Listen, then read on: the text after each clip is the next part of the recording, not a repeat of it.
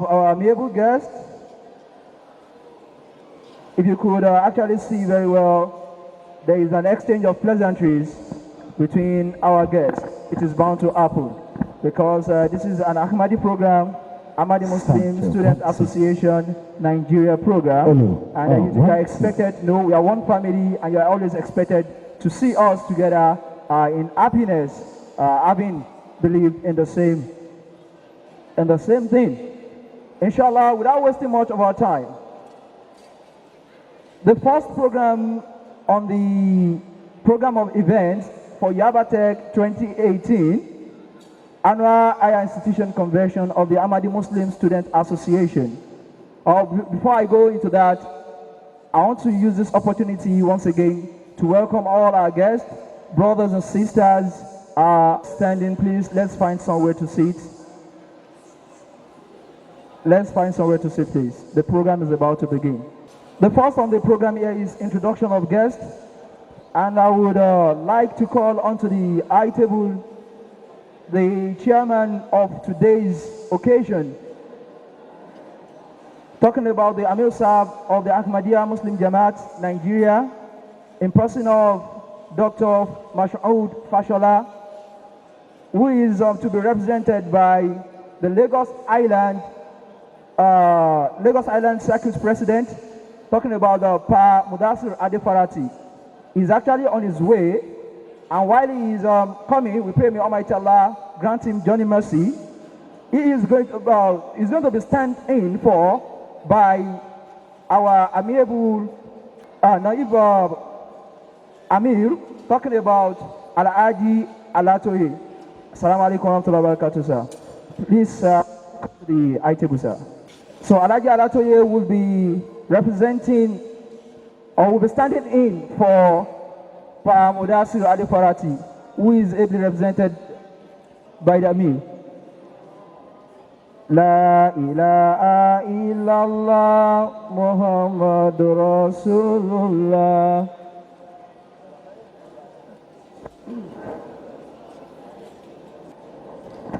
Assalamu alaikum wa rahmatullahi ta'ala wa barakatuhu. Wa alaikum salam wa rahmatullahi wa barakatuh.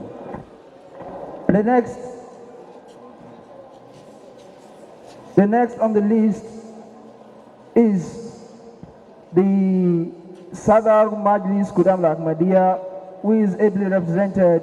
That's the person of engineer Aina Said, is ably represented by Dr. Tawfiq Sani, who is in the East Sadar Southwest. He is also welcome to the podium. Naib Sadar, Dr. Tawfiq Sani. La ilaha illallah Muhammadur Rasulullah. Assalamu alaikum wa rahmatullahi wa barakatuh. You're welcome, sir. The next. Wa alaikum salam wa rahmatullahi wa barakatuh. The next person I'm going to call is the Circuit President for Lagos Mainland. Circuit President for Lagos Mainland. I don't know if he is around yet.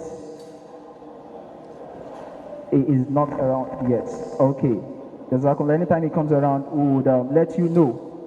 Then the next person is Professor Abdullah Abdurrahman. La ilaha illallah Muhammadur Rasulullah. La ilaha illallah. Assalamu alaikum wa rahmatullahi wa barakatuh. Professor Abdullah Abdurrahman is the national patron of Ahmadi Muslim Student Association Nigeria. So he's highly welcome to our midst. Also, I would like to call the rector of Yaba College of Technology. He is not around yet. And additional information just got to me now that Professor Abdullah Abdurrahman is also the former Amsa national president. So that is it. You're welcome, sir. Allah wa sallam wa marahab. The next I would like to call is the rector of Yaba College of Technology. He's not yet available, and as soon as he arrives, we will let you know. followed by the staff advisor of the Ahmadi Muslim Student Association in Yaba Tech, talking about Pajima, but he's not around. So the second staff advisor, Engineer A.T. Otako, should also please come forward and sit on the front table as soon as he's around. Also, the Lagos State Qaid, that is the head, the president of the youth wing, the male youth wing of the Majlis Kudam Ahmadiyya in Lagos State, talking about Comrade Shuaib Badmas. La ilaha illallah Muhammad. Assalamu alaikum warahmatullahi wabarakatuh.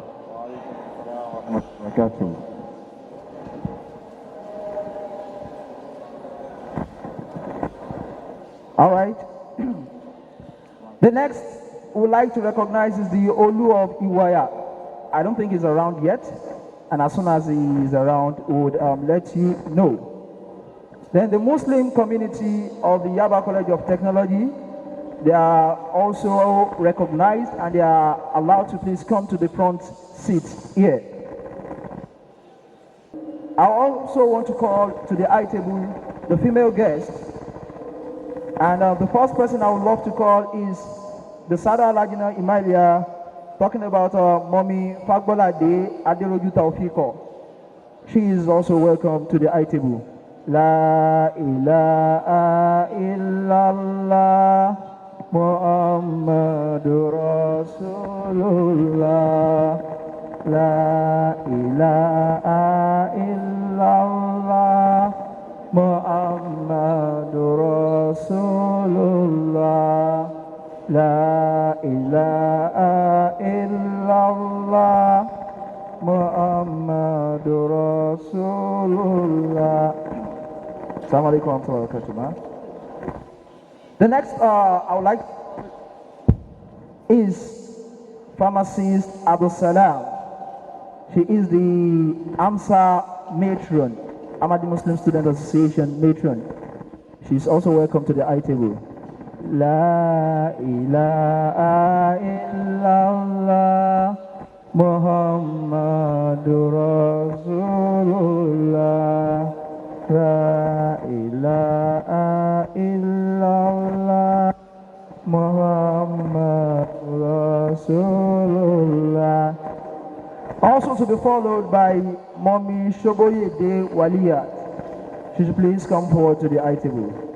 La ilaha illallah Muhammadur Rasulullah.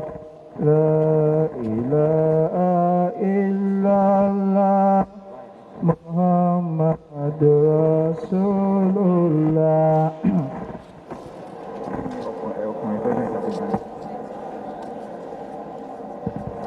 I would also like to invite to the high table for the male Amsa president, national president, talking about Hafiz Abdul Rafiq Alaka. He's also welcome to the high table. La ilaha illallah Muhammadur Rasulullah. Assalamu alaikum wa rahmatullahi wa barakatuh. Wa alaikum salam wa rahmatullahi wa barakatuh. I also want to welcome to the high table the Amsa female wing national president. To please join our mummies on the high table. La ilaha illallah. Oh, she is readily available on the podium. All right, thank you very much. For the opting time, I want to recognize the presence of the Amir and the Amira of Muslim Student Association, or Society rather, of Nigeria, Yaba' Tech Chapter. If they are presently available, they should please come to the front seat. They are highly welcome. Also, I want to recognize the presence of the Yaba' Tech Muslim community. If they are available, they should please come to the front seat. Jazakumullahu khairan. I'll also take on this note to you recognize the presence of the panelists of today's program. That's the discussion section. The first is already on the high table. He is Alaaji Alatoye Abdul Aziz. That is in there. He was the first person that we called standing in for Pa Mudassir Adefarati. Allah wasalam once again, sir. The second person is Al-Aji Muhammadu Wa'iz Akoyi. I don't think he's around yet. No, he's not around yet. So as soon as he comes, we would recognize his presence. Also to come to the front seat is brother Akinyemi Abdurraqib. Allah wasalam wa marahaba. Yeah, highly welcome, sir. I also want to recognize the presence of the president of Yaba' Jamaat. He's always our welcoming father as far as Ahmadi Muslim Student Association is concerned in Lagos State and that of Yaba' Axis, talking about Unilag and Yaba Tech. I'm talking about Pa Oladako Ismail. Allah wasalam wa marahaba. Thank you for coming, and may Almighty Allah continue to be your guide and guard. However, I would at this juncture confer the program of events to the chairman of today's occasion, talking about Pa Mudassir Adefarati, who is being stand in for by Alaaji Alatoyi. So the program will commence from him. And as soon as we have some of our guests coming in, I would make the recognition as appropriate after taking the permission from the chairman of today's occasion. Assalamu alaikum wa rahmatullahi wa barakatuh. Assalamu wa rahmatullahi wa barakatuh. Jazakallah khaira. Assalamu alaikum wa rahmatullahi ta'ala wa barakatuh.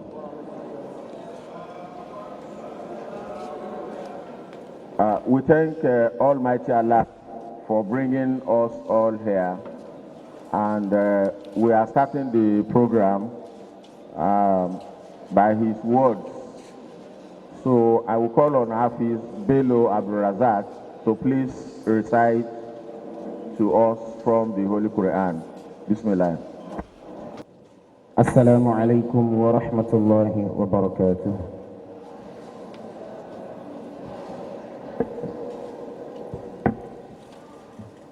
أعوذ بالله من الشيطان الرجيم.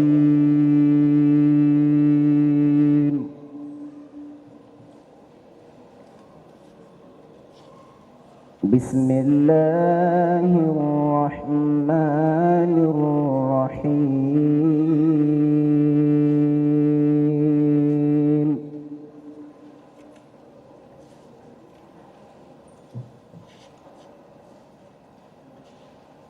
فسبحان الله حين تمسون وحين تصبحون.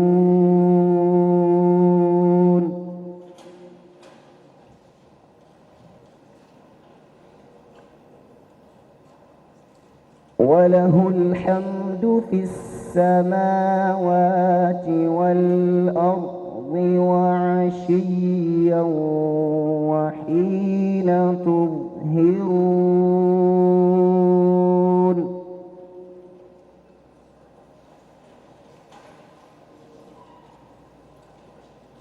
يخرج الحي من الميت ويخرج الميت من الحي ويحيي الأرض بعد موتها. وكذلك تخرجون.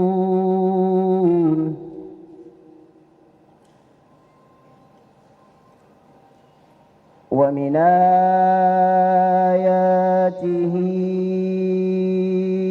أن خلقكم من تراب ثم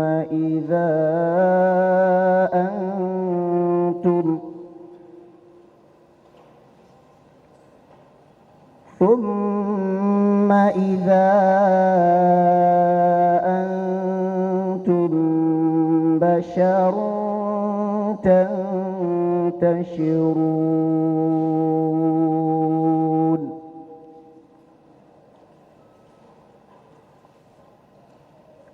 ومن آياته خلقكم من أنفسكم أزواجا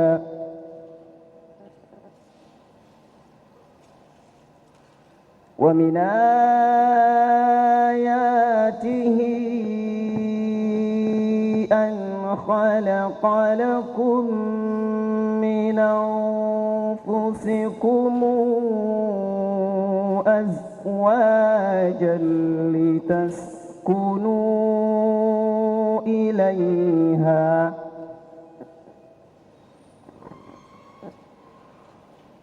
وجعل بينكم مودة ورحمة إن في ذلك لآيات لقوم يتفكرون.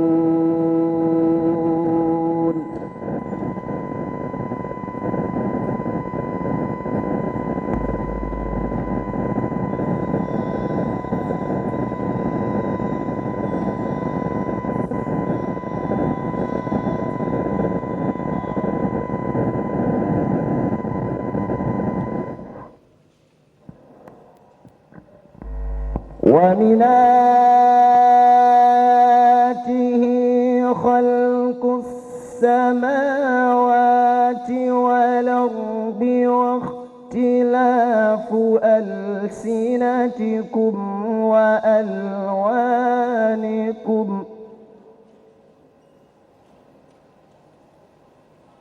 إن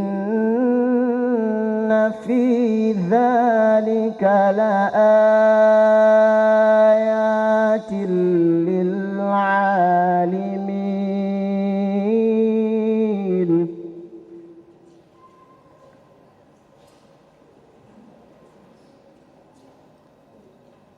ومن آياته منامكم بالليل والنهار وابتغاؤكم من فضله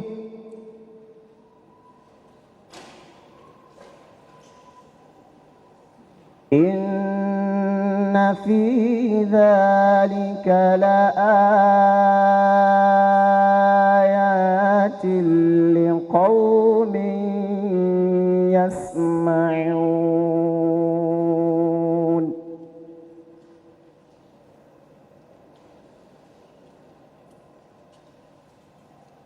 ومن آياته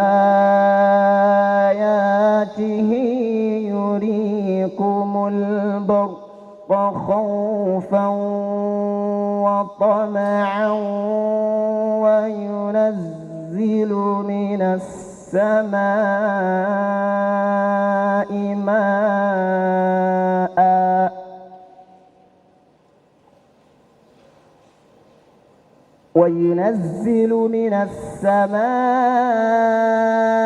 ماء فيحيي به الأرض بعد موتها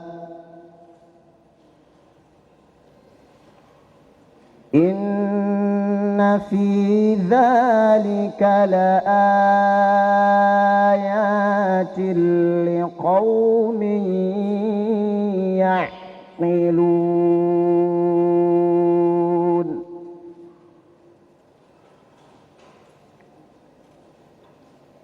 ومن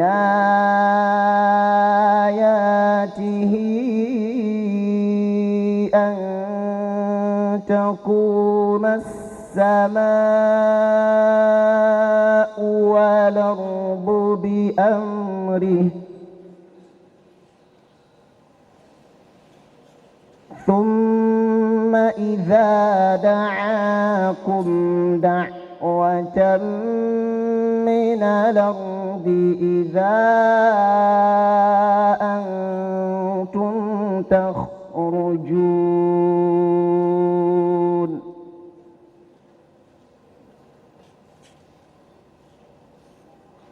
وله من في السماوات والأرض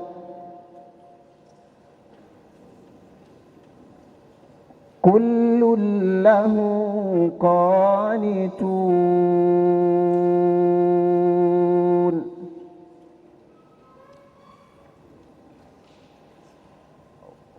وهو الذي يبدأ الخلق ثم يعيده وهو أهون عليه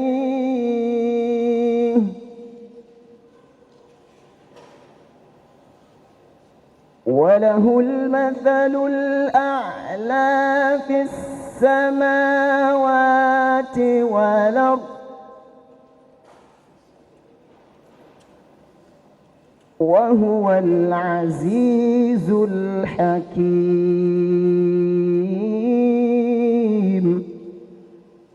Meaning, in the name of Allah, the most gracious, ever merciful. And to him belongs all praise in the heavens and the earth. And glorify him in the afternoon and when you enter upon the time of the decline of the sun. He brings forth the living from the dead, and he brings forth the dead from the living, and he gives life to the earth after its death. And in like manner shall you be brought forth. And one of his signs is this, that he created you from dust. Then, behold, you are men who move about on the face of the earth. And on one of the signs is this, that he has created wives from you among yourselves, that you may find peace of mind in them. And he has put love and tenderness between you. And that surely are signs for a people who reflect. And among his signs is the creation of the heavens and the earth, and the diversity of your tongues and colors. In that surely are signs for those who possesses knowledge. And among his signs is your sleep by the night and day, and your seeking of his bounty. In that surely are signs for people who hear. And one of his signs is this, that he shows you the lightning as a source of fear and hope. And he sends down water from the sky and quickens therewith the earth after its death. And that surely are signs for people who understand. And among his signs is that the heaven and the earth stand firm by his command. Then when he calls you by a call coming from the earth, behold, you will come forth. And to him belongs what is in the heavens and the earth. All are obedient to him. And he is he who originates the creation, then repeats it. And it is most easy for him. He is the most exalted state in the heavens and the earth. He is the mighty, the wise. Wassalamu alaikum wa rahmatuhu wa barakatuhu. Jazakallahu khairan. We thank Hafiz Bello Abdurazak for the good recitation of the Holy Quran. May Allah continue to increase him in knowledge and accept it as an act of ibadah for all of us. Next on the agenda is chanting of Qasida, and that's going to be done by both missionary Abdul Hamid Musaffar and missionary Abdul Rafiq. Bismillah. Assalamu alaikum wa rahmatullahi wa barakatuh.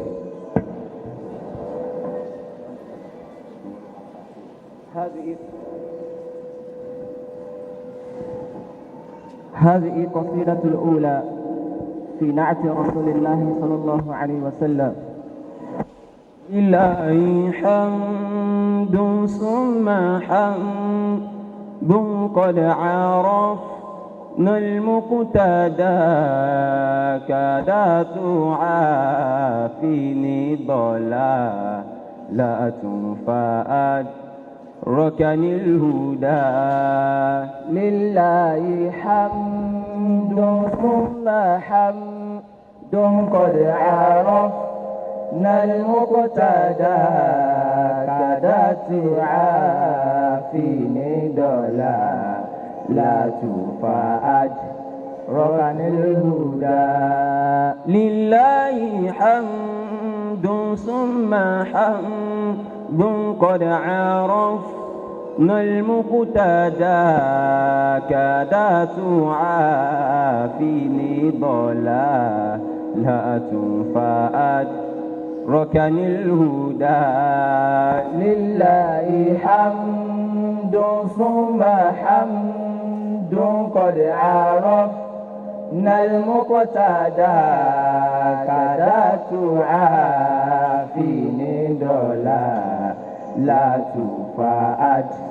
فأدركني الهدى يا قلبي يذكر أحمد عين الهدى مفنى العدا برا كريمه مصينا بحر العطايا والجدى لله حمد ثم حمد قد عرفنا المقتدى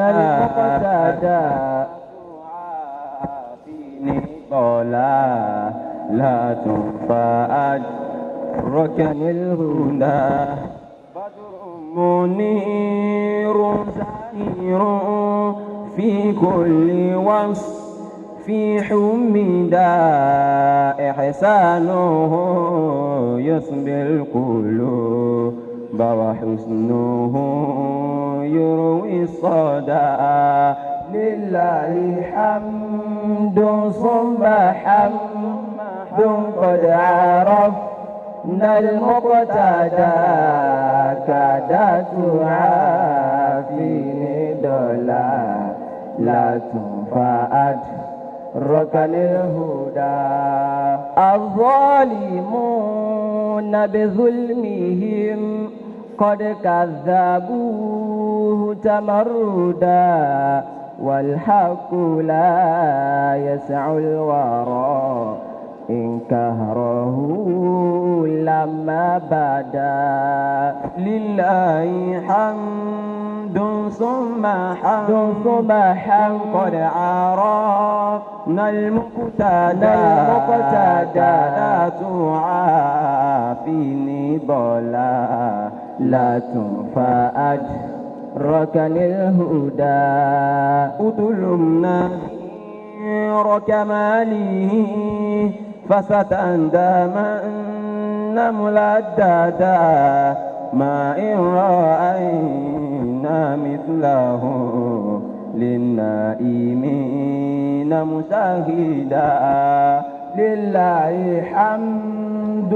ثم حمد قد عرفنا المقتدى كادت تعافيني ضلالة فأدركني الهدى نور من الله الذي أحيا العلوم تجلدا المصطفى والمجتبى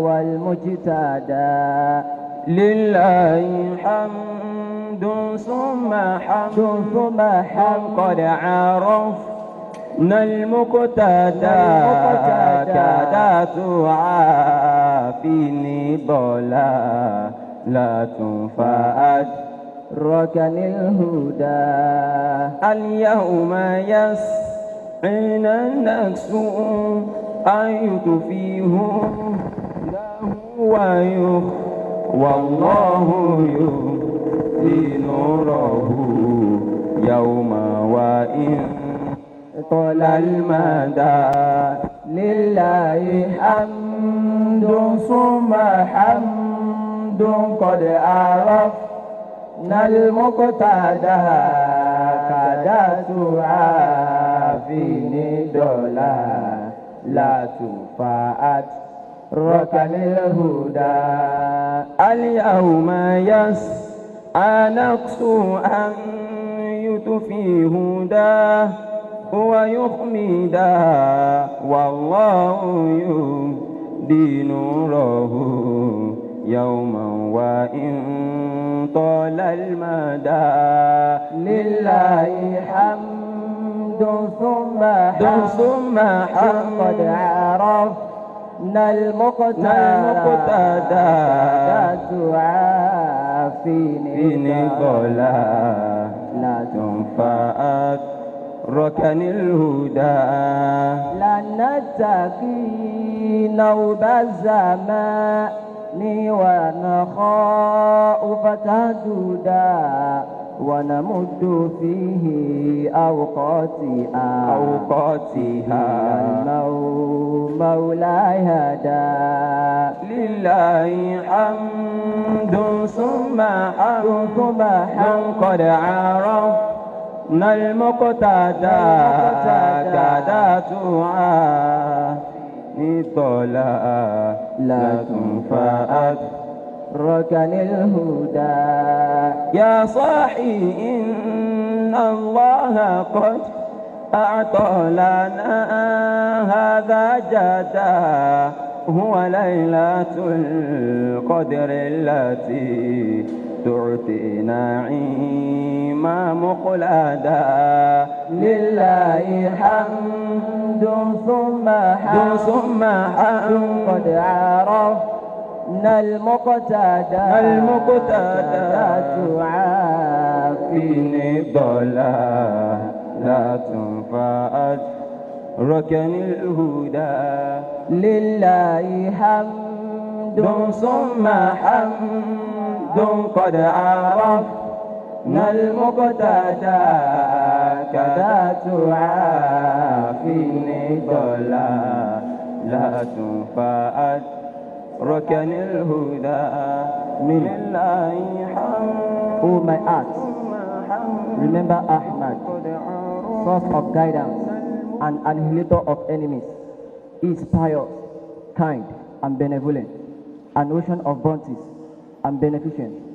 He is bright like the moon, praiseworthy in all his qualities. His benevolence captures us, his bounty quenches the thirst. The oppressors rejected him so unjustly and with such arrogance. No one can deny the truth after it has become manifest. Go and find someone perfect like him. You will be humbled and be wedded. We have not seen anyone like him. Whoso wakes up the sleeping one. He is the light of God that has resuscitated. All branches of knowledge are fresh. He is the elect, the chosen one, the guide, and the source of grace. My friend, it is Allah indeed who has favored us with this gift. It is the night of decree whose bounty are perennial. Today, the evil try to put out and extinguish the light of his guidance. Sooner or later, Allah will manifest his light. We fear not the vicissitude of time, nor are we frightened by the threat. At the time of crisis, when turned to our Lord, praiseworthy to Allah, praiseworthy to Him. As we have recognized our guide, He is eliminated from deviation. He made me to recognize the guide. Wassalamu alaikum wa rahmatullahi wa barakatuh. Assalamu alaikum wa rahmatullahi wa barakatuh. There will be a very brief announcement before we continue with the next program. Bismillah. Jazakumullah khairan. By the permission of the chairman, I would love to invite to the high table one of our fathers that we've announced his name previously, who just came in, talking about the Lagos Mainland Circuit President in person of Pa Olayinka. You're highly welcome, sir. Allah wa salam wa marhaba. وعليكم السلام ورحمة الله وبركاته.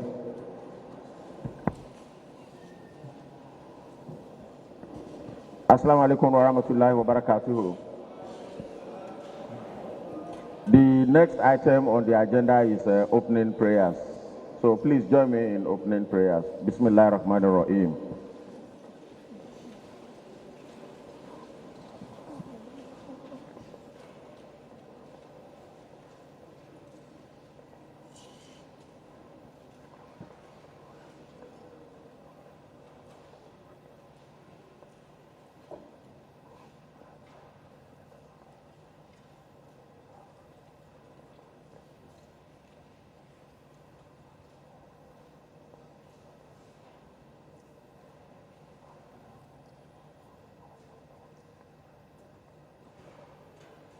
ربنا تقبل منا إنك أنت السميع الدعاء آمين.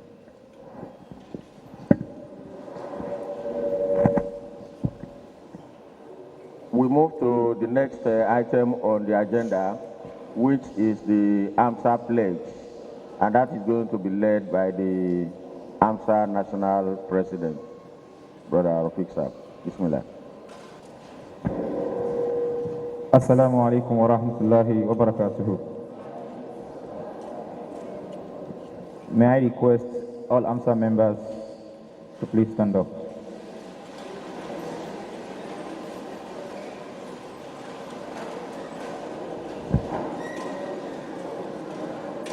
أشهد أن لا إله إلا الله وحده لا شريك له وأشهد أن محمدا عبده ورسوله أشهد أن لا إله إلا الله وحده لا شريك له.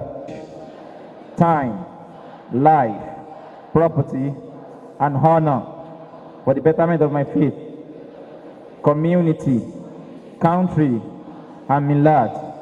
Moreover, I shall be ready to make every sacrifice for upholding the cause of Khilafat Ahmadiyya and deem it binding on me to carry out faithfully every decision and command under Islamic Sharia by the Khalifa of the time. Inshallah al-Aziz. Jazakumullah. Samabdu'an bihi ajzam al-ula. Assalamu alaikum wa rahmatullahi wa barakatuhu. All praise is due to Allah, the Almighty, who in His infinite mercy has brought us all together today. We thank Him, we glorify His names, we exalt His holiness, and we most humbly beseech Him to continue to bestow His blessings upon the Holy Prophet Muhammad sallallahu alaihi wasallam, his household, his companions, and all those who believe in Him and follow Him till the day of resurrection. The Chairman Sahib, Naib Amir Ahmadiyya Muslim Jama'ah Nigeria Southwest Region, the representative of Sadar Majlis Qudam Ahmadiyya Nigeria, Dr. Tafiq Thani Sahib, who was at one point in time a national AMSA president for the male wing, our national patron, Professor Abdurrahman Abdullahi Sahib, the state Qaid, Majlis Qudam Ahmadiyya Lagos Illako, our mother, the Sadar Lajna Imaillah Ahmadiyya Nigeria, our mother, the national matron for AMSA National Female Wing, Al-Haja Pharmacist F.Y. Salam, our mother, Mrs. Shoboide Sahiba, all other distinguished guests, fellow AMSA members, brothers and sisters in Islam, I say Assalamu alaikum wa rahmatullahi wa barakatuhu. Today, we are here to witness yet another edition of the annual Higher Institution Convention, Ahic, holding here in Yaba College of Technology, Yaba, Lagos. The program, which is aimed at physical, moral, spiritual, and intellectual development of its participants, started on Wednesday, 31st October 2018, with a courtesy visitation to the Olu of Iwaya land, who was ably represented by the chiefs, who received us warmly and greatly commended our efforts. A free medical outreach was held on Thursday, 1st November 2018 at Makoko Roundabout, Makoko, Yaba, Lagos, during which 249 people with diverse health challenges were attended to. Virtual assessments were also done by professionals, and free eyeglasses were administered to them. Friday, 2nd November 2018, a plethora of programs, including sporting activities, annual examination, special Juma service, public and marriage seminar, all of which were very remarkable. Here we are today, 3rd November 2018, to mark the grand finale of the Ahic. We have invited erudite scholars who have both national and international recognition to discuss the theme, which is becoming an agent of positive change. We are therefore almost certain that everyone will leave this venue today with something to work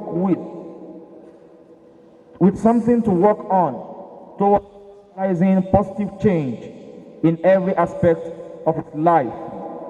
We have about 700 students here present from all the 3 Amsa administrative regions of the country. That is, we have the Southwest region, we have the Northern region, and the Eastern region, whom I believe are all yearning to gain from the immense wealth of knowledge of our invited guests and panelists tips that will impact and change their lives for the better. As I speak to you, we have more than 40 schools in attendance. From the Southwest, we have schools like University of Ilorin, we have the host Yaba College of Technology, we have LASU, we have Unilag, we have Federal University of Technology, Akure, and from the west, from the north, we have schools like University of Abuja, we have Federal University of Technology, Mina, we have Bayero University, Kano, we have Federal College of Education, Zaria, we have Ahmadu Bello University, Zaria, among others. From the Eastern region, we have schools like Ambrose Ali University, Ekpoma in Edo State, we have Al-Falah Islamic Institute, Auchi, we have University of Benin, just to mention a few. Amir Sahib, other distinguished guests, I am pleased to inform you that the dream of procuring a bus, which Amsa had last year February, has become a reality. What gladdens my heart most is the fact that Amsa members only across the nation funded the purchase. At this juncture, I must acknowledge the effort of Brother Ismail Salahuddin, who masterminded the whole process, and also members of the National Bus Committee. I pray that may Allah accept your secret prayers. The bus committee was actually inaugurated last year, February, when we held a national meeting. And it was at that meeting that we decided to purchase a bus so that it will ease the movement of Amsa members. We have several programs that are being held in various schools. So we thought procuring a bus will go a long way in assisting us. And ever since then, we have been trying, so we have been talking to members, and Amsa members have done wonderfully well. They have procured for themselves a boss. And I want to tell you at this juncture that this glory is ours. The boss belongs to everyone, and we have achieved a success in this aspect. Finally, I would like to thank the Amir Sahib and members of the National Amila for their all-time support. Also, appreciate our fathers and mothers, members of Lajna Imaillah and Majlis Ansarullah Ahmadiyya Nigeria for their constant support. I must not forget to appreciate especially the Sadr and entire members of Majlis Qudam Ahmadiyya Nigeria for their support, which seems immeasurable. Indeed, MCAN sustains Amsa. To our guests and all members who have traveled from far and near to attend this program, I pray that Allah provides for you whatever will make your lives worthwhile. The Amir Sahib, other distinguished guests, I would like to request that after the conclusion of this program, the boss be commissioned outside there with a prayer. It is my prayer that may we be able to fulfill the purpose of this purchase. Amen. Long live Ahmadi Muslim Student Association Nigeria. Long live Ahmadiyya Muslim Jama'ah Nigeria. Long live Ahmadiyya Muslim community worldwide. And God bless Nigeria. Wa akhiru da'wana anil hamdulillahi rabbil alameen. Wassalamu alaikum wa rahmatullahi wa barakatuhu. Jazakallah khairan jaza. We thank the national president of the Amsa for a very inspiring opening address that he has given. May Allah continue to bless him, and may Allah continue to bless each and every one of you, especially for the new achievements that you have made. May Allah continue to increase you in progress, inshallah. Amen. The next item is the chairman's opening speech, which I'm going to deliver. أشهد أن لا إله إلا الله وحده لا شريك له وأشهد أن سيدنا محمدا عبده ورسوله أما بعد فأعوذ بالله من الشيطان الرجيم بسم الله الرحمن الرحيم. The Sadar Majlis Udamul Ahmadiyya ably represented, the national president of Amsa,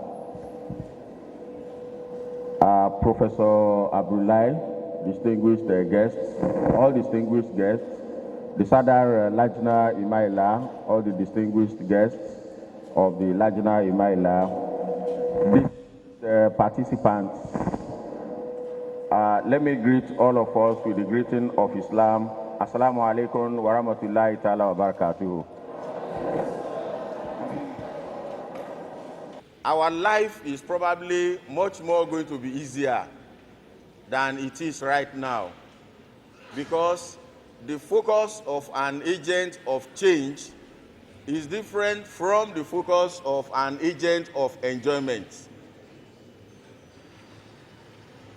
And I want us to pick these messages very clearly. The first thing is that we as Muslims, what will be our main support to be an agent of change? And I just want to list about 8 things that we need to do. Number 1, reliance on Allah. I want to list 8 points, which I think if we hold on to them, we will not only be able to make a change in your own environment, but we will be able to make an impact very conveniently. At the end of this convention, I will be surprised if somebody do not take something away from here and then be able to live a better life. Reliance on Allah. Allah bi zikrillahi tatma'innul qulub. That is a verse, an extract from a verse of the Holy Quran in Surah Al-Ahic. There is no enjoyment anywhere other than, and all these things combined in a Muslim. Because these are the things that were combined in the Holy Muhammad sallallahu alaihi wasallam for him to be able to make a change. Nobody can make a change without the help of Allah. We must take that message very clearly. In fact, you cannot change yourself without the help of Allah. وَمَا بَرِئُ إِنَّ النَّفْسَ لَعَامَرَاتُ بِسُوءِ إِلَى رَحِمَ رَبِّي. You cannot change it. If you are doing something and you want to change, what you need is to implore the help of Allah. So the first thing is to have reliance on Allah with anything you want to do. And as I've said, spiritual reliance, because there are sometimes people who threaten you with some spiritual whatever life. A Muslim is never afraid of anything called spiritual. There is nothing like a witch.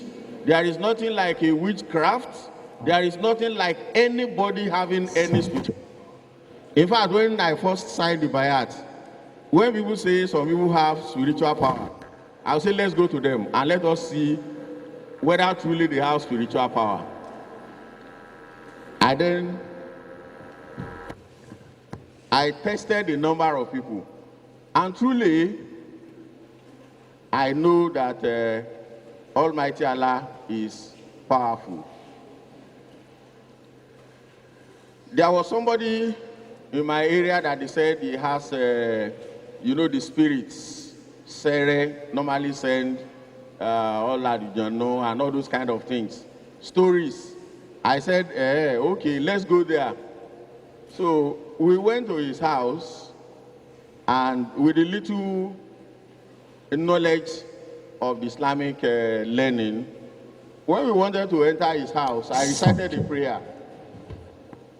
And the old man, I recited a prayer in the Holy Quran, Wama Ramaita is Ramaita. I recited it. Instead of entering his house with the right leg, I entered with the left leg, as they used to teach us in those days. And when you do that, you suppress all the spiritual power in that house that are evil. Nothing can happen to you. So when I entered, I was looking at what his Sere or his Alujano would do. But the man rushed out and he said, you are so powerful, so strong. It's not that we are strong, we are not powerful at all. Which power are you using? Is the power of Almighty Allah. Because Allah says, وَمَا رَمَيْتَ إِسْ رَمَيْتَ وَلَكِنَّ اللَّهَ أَرَحْمَ. Until we left that house, no Sere can do anything whatsoever. So I want you to know that, look, it is not only about butter and bread. No, that's not life. So you must rely on Almighty Allah for all your things. And that is number one that I want to draw our attention to. I mentioned the issue of moral and then also physical. Sometimes we do have some constraint, like financial constraint. Almighty Allah has no obstacle. And nobody should think there is an obstacle to himself other than your mind. But if you believe that whatever you want to do, Allah will do it, definitely he will do it in a miraculous way that you don't even know. So let us put our reliance on Allah. The second one is respect also for Allah and his prophets. The second one is respect. We must respect Allah. Whatever Allah wants is what we should want. Whatever the Holy Prophet Muhammad sallallahu alaihi wasallam wants is what we should want. Whatever the promised Messiah alayhi salatu wasalam explained as the way of the Holy Prophet Muhammad sallallahu alaihi wasallam is what we should want. We shouldn't want something that is contrary to what they want. That is an act of disrespect. If we respect Allah, man yahafullaha yahafu kulla shay'in. Whoever respects Allah, whoever fears Allah, yahafu kulla shay'in. Everything that Allah has created will be working in your favor. May Almighty Allah make it to be so. Also, respect, as part of respect to Allah, to the Holy Prophet Muhammad sallallahu alaihi wasallam, is respect to your parents. Is part of number 2. You must respect your parents, because anybody who disagrees with his parents is going to have a lot of difficulties. It doesn't really matter the volume of prayers that you render. In the Holy Quran, after the commandment that Allah has given us, وَقَدَرَ رَبُّكَ أَنْ لَا تَعْبُدُوا إِلَّا إِيَّاهُ وَبِالْوَالِدَيْنِ إِحْسَانًا. It's a commandment of Allah. I remember there was one of our brothers from Ibadan.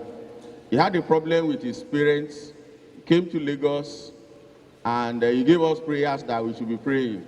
This was some few years back, and we were organizing special tahajjud prayers to solve his problem.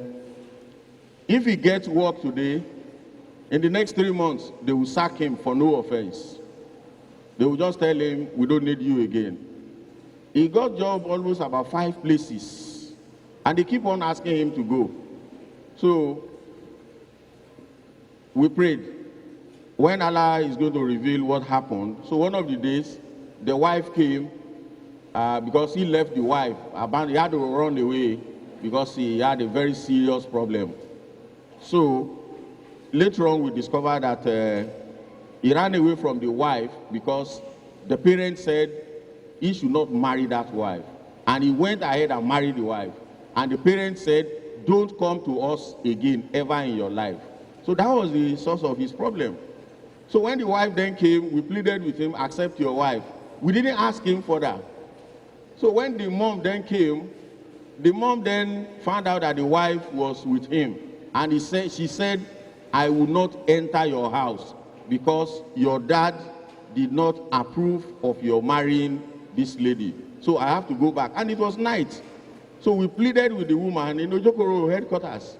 We pleaded with the woman to come and sleep in our house. She said no.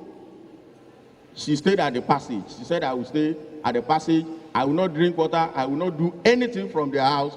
I will go back to the dad and tell the dad that he is now living with a wife that you said he should not marry. And that was what the woman did. She refused to take anything. And there and then, I knew that all the prayers we have been offering is being accepted, but it's not going to be accepted to change the life of that our brother. Never. Because you can't contradict the commandment of Allah and still expect acceptance of prayers. So we have to tell him that, look, you don't have problem. Oh. You have to go and beg your dad and your mom to accept your wife. If they don't, then you have to ask her to go. It's not about long prayers. And after that, your life is going to change. So we should respect our parents, except in anything that has to do with violation of the Quranic injunction. Then number 3, seek knowledge. Seek knowledge. Yuti likmata man yasha'u, wa man yuta likmata faqad yutiya al-khayran kathira, wa man yazakkaru ila ulul albab. In Surah Al-Baqarah. It is knowledge that is going to liberate you from all sorts of challenges. And I cannot emphasize that enough. One of the Amsa members sent a text to me very recently. And he has an OND and he was looking for a job. So I then told him that I don't really think OND is sufficient for you and your family and the Jamaat. So even if you don't need any resources, you have to work for the Jamaat. And that you should continue to read more. And he said, no, with OND, he has done something. And I said, look, even for some of us, we are still collecting form because we are still at the low end of where we want to be in terms of knowledge. To the extent that you are not a prof. It's only prof now, and even prof will want to become professor of emeritus, isn't it?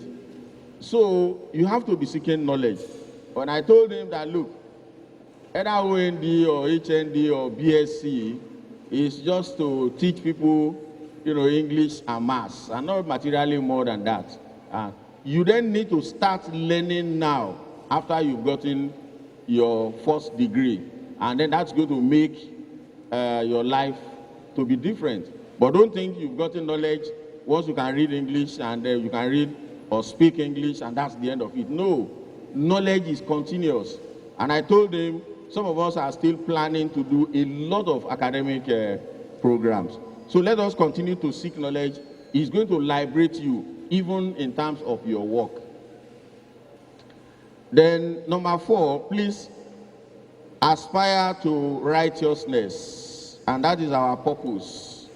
Aspire to righteousness. We know Islam has 3 levels. Level 1 is Islam. Level 2 is Mu'min.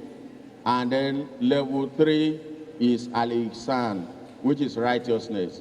And this is in the hadith of the Holy Prophet Muhammad sallallahu alaihi wasallam. So as we are all sitting down, we are all Muslims. We all embrace Islam. But those who are Mu'min among us, only Allah knows.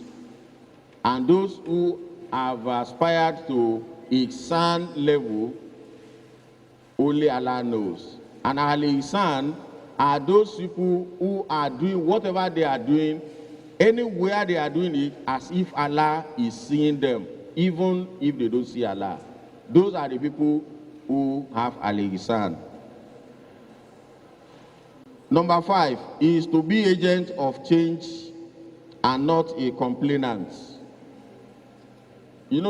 So many people complain about the situation in Nigeria. But some of us who find Nigeria as a good environment, there is no complaint. All you need to do is to look at those challenges as opportunities to really make a change. Because Nigeria's situation as it is not as bad as the situation of the time of the Holy Prophet Muhammad sallallahu alaihi wasallam. Was the Holy Prophet complaining? No. It's tafakkur. What you need to do is to start thinking about how to correct whatever is wrong until you die. And don't think you can make a change immediately, radically. No. You have to start thinking about the solution to that problem, and you have to lead in making that change. You start with yourself, start with your wife, your children, in making whatever little change you want to make. And then you start making the change until you are able to effect the change. If we look at it, that is the life of the Holy Prophet Muhammad sallallahu alaihi wasallam. So it's not a question of abusing people, challenging or fighting people. No. You have to think about how to solve the problem, and that should be it. Then contribute to the Jamaat. That's number 6. Number 7, obey your parents. Obey your parents, apart from respect. And then finally, let's live an intellectually hardworking life for the purposes of Islam. Let's live an intellectually hardworking life, not only hardworking, but intellectually hardworking life for the purpose of Islam. So if we are able to follow all these things, I believe we will be an agent of change. Don't let us say, oh, now that I have a degree, I am looking for work, just give me any work. No, you must specialize in something you want to change. And you must be known for that. And don't say that once you have finished your first degree or you have gone to law school, then right from the law school you go and open a law office without an experience. It's going to be very problematic. That will not be an intellectual way of starting a job. Before you can start a job on your own, you need some key things.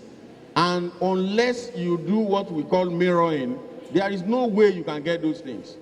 The first one you have to learn all through, and so therefore, you need to learn to be, to work with some other companies before you are able to start on your own. You need connection. That is very important. People need to know you very well before they can give you a job. You need that connection.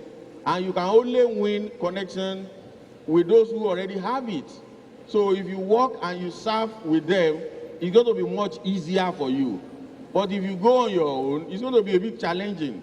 That will not be an intellectual way. So for almost 10 years, we'll just be struggling and saying Nigeria is not good, it's not this, it's not that. So I pray that this program is a source of blessing for each and every one of us. And I pray that it elevates us from our station. So may Almighty Allah continue to accept your prayers. And then may Allah make us to be able to witness more of it in life. Assalamu alaikum wa rahmatullahi ta'ala wa barakatuh.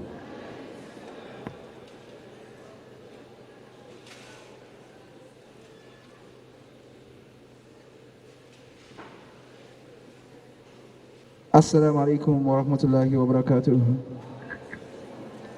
We say Jazakumullah khairan to Alhaji Alatoye for that wonderful and yet a brief speech given to us. We have some announcements. While he was giving the speech, we had the presence of the chairman representing the Amir Saab in person of Pa Mudassir Adefarati. You are very much welcome, sir. Assalamu alaikum wa rahmatullahi wa barakatuh. Wa alaikum salam wa rahmatullahi wa barakatuh. Jazakumullah khairan, sir. Also, the following are to converge. The following unit presidents are to converge at the back of the hall. This is very much important right now. That's we have a Lautech, SPED, or your survey, or your ECOED, UI, Okeogun Poly, Poly Ibadan, FPI, FCE, Abeokuta, Ogun College of Health, FUNAB, OAU, Ocean State University, Uni Ilorin, that's University of Ilorin, Ofapoli, Unilag, LASU, Yaba'18, Adeyemi College of Education, Ondo State, and FUTA. Please, you have to converge at the back of the hall. Solula. Assalamu alaikum wa rahmatullahi wa barakatuh. Wa alaikum salam wa rahmatullahi wa barakatuh. Well, this would have been my interest as well to read the citation of the next person I'm going to call. Talking about Dr. Sonny Taufik. Well, currently he is the Naib Sadar Southwest of the Majlis Kudamla Ahmadiyya. He's also a doctor that has a very motivation factor in him. That when you tap the current of his motivation, I'm telling you, before you know it, you find yourself where you actually want to find yourself. He's also a comrade to the core. When he speaks, you understand why I say he is a comrade to the core. Please join me in welcoming to the seat Dr. Sonny Taufik. Ala wa salam wa marhaba. La ilaha illallah Muhammadur Rasulullah. La ilaha illallah. Wa alaikum assalam wa rahmatullahi wa barakatuh. Yes, for a program like this, there is always need for a moderator. The reason is that the speakers we've called, they are people with a lot of knowledge. And if we don't moderate it, they are bound to speak from the morning, from this moment to when we don't even know. So that is why we have the moderator to moderate everything in order to what? To meet up with the time. I would want to call to join the seat as the moderator of this discussion section. Our amiable brother is also a comrade. He is also one of the executive of the Majlis Kudam Ahmadiyya Lagos State. Talking about Mr. Brother Akinyemi, Allah wa salam, Abdul Rakib. Yes, Allah wa salam wa marhaba. La ilaha illallah Muhammadur Rasulullah. La ilaha wa alaikum assalam wa rahmatullahi wa barakatuh. At this juncture, I would love to reiterate on the topic they are about to discuss on, and that is becoming an agent of positive change. Let me hand over the mic to the moderator, Brother Akinyemi Abdul Rakib. Assalamu alaikum wa rahmatullahi wa barakatuh. Assalamu alaikum wa rahmatullahi ta'ala wa barakatuh. All praises and adorations are due to none but Allah subhanahu wa ta'ala. We glorify His name. We beseech His immeasurable blessings upon the noble Prophet Muhammad sallallahu alaihi wasallam, his entire household, and his followers to the day of Yawm al-Qiyamah.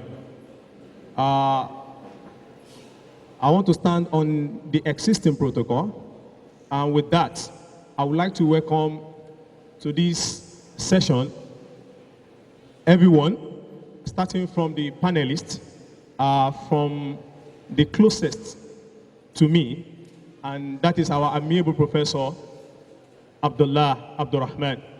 You are welcome, sir. And our Naibu Amir Southwest Sahib, Al-Hajj Abdul Aziz Folorusho Alatoi Sahib. And our Naibu Sada Southwest Sahib, Dr. Sani Taufik. You are welcome, sir.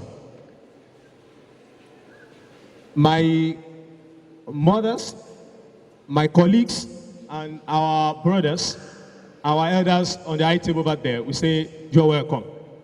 Now, the theme of this program, or the convention for this year, is becoming agent of positive change.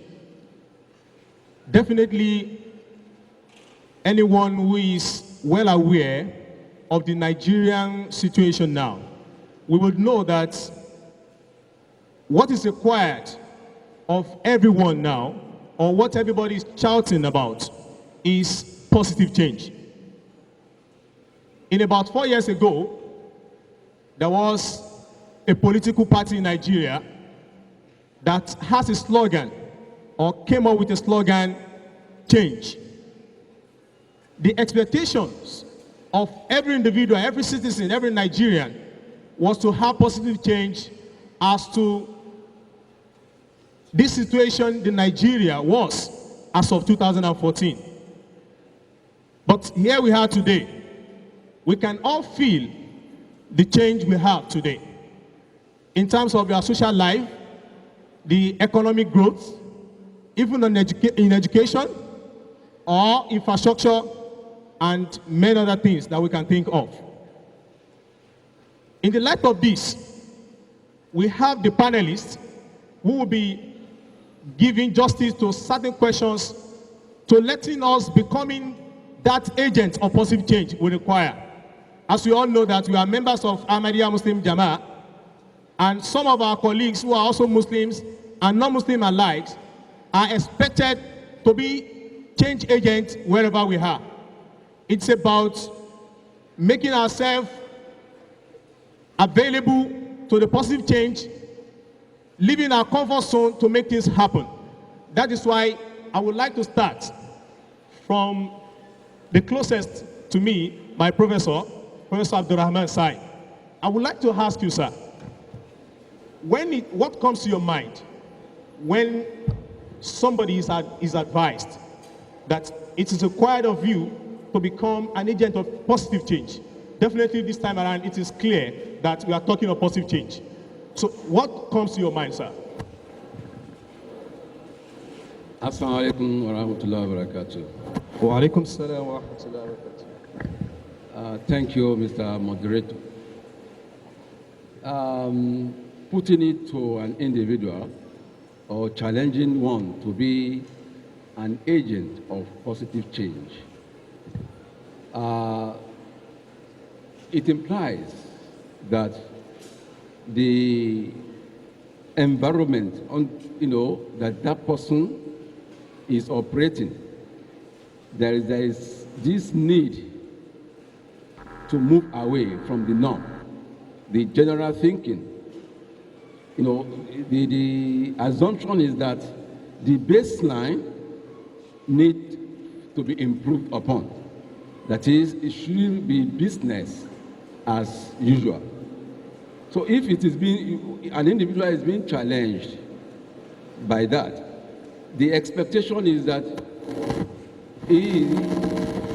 the system is expecting him to do a serious recalibration. You know, when you have a disorganized system and there is the need to move on in the direction of positive change, you can never expect the status quo to remain the same. So you have to recalibrate.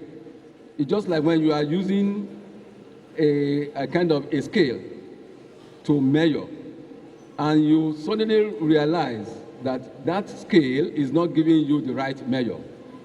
What do you have to do? That scale needs to be recalibrated. A kind of a repair needs to be done. So your character is being looked up to. That is, you are being expected to reposition yourself. And this now calls to question your individuality.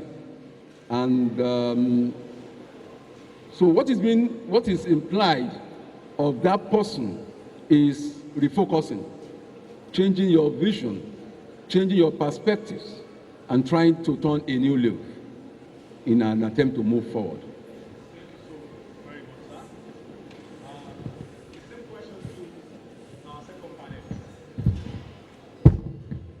Assalamu alaikum wa rahmatullahi wa barakatuhu.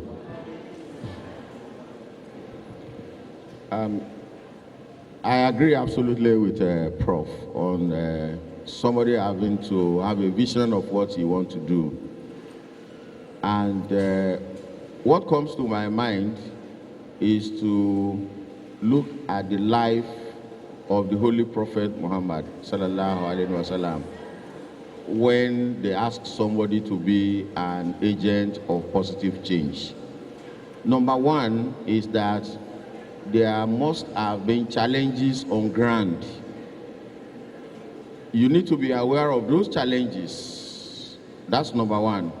Number two, you are not called upon to be a complainant. You have been called upon to come and change what is not good. And so you have to work on it and make sure that you are able to effect a change, at least starting from you up to the point you are able to walk up to before you leave it. Number three is that you need knowledge to be able to effect a change. Apart from the awareness of the challenges, you need knowledge. Because if you don't have knowledge, it's going to be very difficult for you to effect a change. And number three, finally, is that you need the courage to effect the change and the strategy to effect the change. Because it's one thing to have a knowledge. It's another thing to have the courage. And it's another thing to have the strategy. If you have a very clear vision of what you want to do, if you are not courageous, at a point in time, there might be some element of threat or fear. And that is why I always believe that if you want to effect a change, you need reliance on Allah to support you in those areas. So it's not sufficient to say, oh, I have knowledge of what I want to do. You must also have the courage and the strategy to be able to actually effect the change.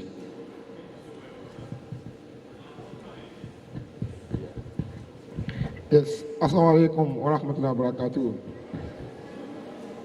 As it has been said by the first two panelists, change might be needed when we think we want to move from where we are to a better position. And to achieve this change, we must equip ourselves to be able to do things differently. And also we must be able to ensure that we enforce or we implement what we have learned in making the change. To achieve this, we need to get more skill. In achieving this, we need to be more disciplined. In achieving this, we need to be ready to do things different from the way we do it. And it must begin with someone who will now go ahead to also motivate others in joining in. So it is a movement that will start with only one single individual who is able to win a lot of people around him, and gradually that movement can spread. There are a lot of changes in the world today. Many of them are negatives. You all know that there was a gay orientation some times ago, and I see some president of the world encouraging that. But in our country, Nigeria, we saw it as a negative change, and we legislated that that must not happen in our country. So if we are talking of change, we must also qualify it, that it must be a positive change. And in doing that, some people must be prepared to effect that change. Some people must be ready to commit themselves. In fact, if you look at changes in the world, people who want to effect change are people who are ready to sell their life for the change they believe in. People might die while trying to effect that change, but in the long run with their commitment, things will change. So I think that as a nation, if we have agreed that we want change, like you have mentioned, that a government came into power sometimes ago with the campaign of change, but the mistake we make as Nigerians is the fact that we have not asked ourselves if we are actually ready for that change, if we have equipped ourselves for the change, and if we have begun to do things differently from how we do it. I think if we are disciplined and we can do things differently, that change can be achieved. Thank you very much. Thank you very much. That takes us back to summarizing what we got from the contributions of our dear panelists. We understand from the first speaker that it requires or it involves recalibration, like moving from the status where you are, changing the status quo, ensuring that you are there to make that positive change. And then our second panelist tells us analytically that you should not be a complainer. You are called to make a positive change. And of course, it is known that already we have a challenge or challenges. You are called to be a positive changer, not a complainer at that point.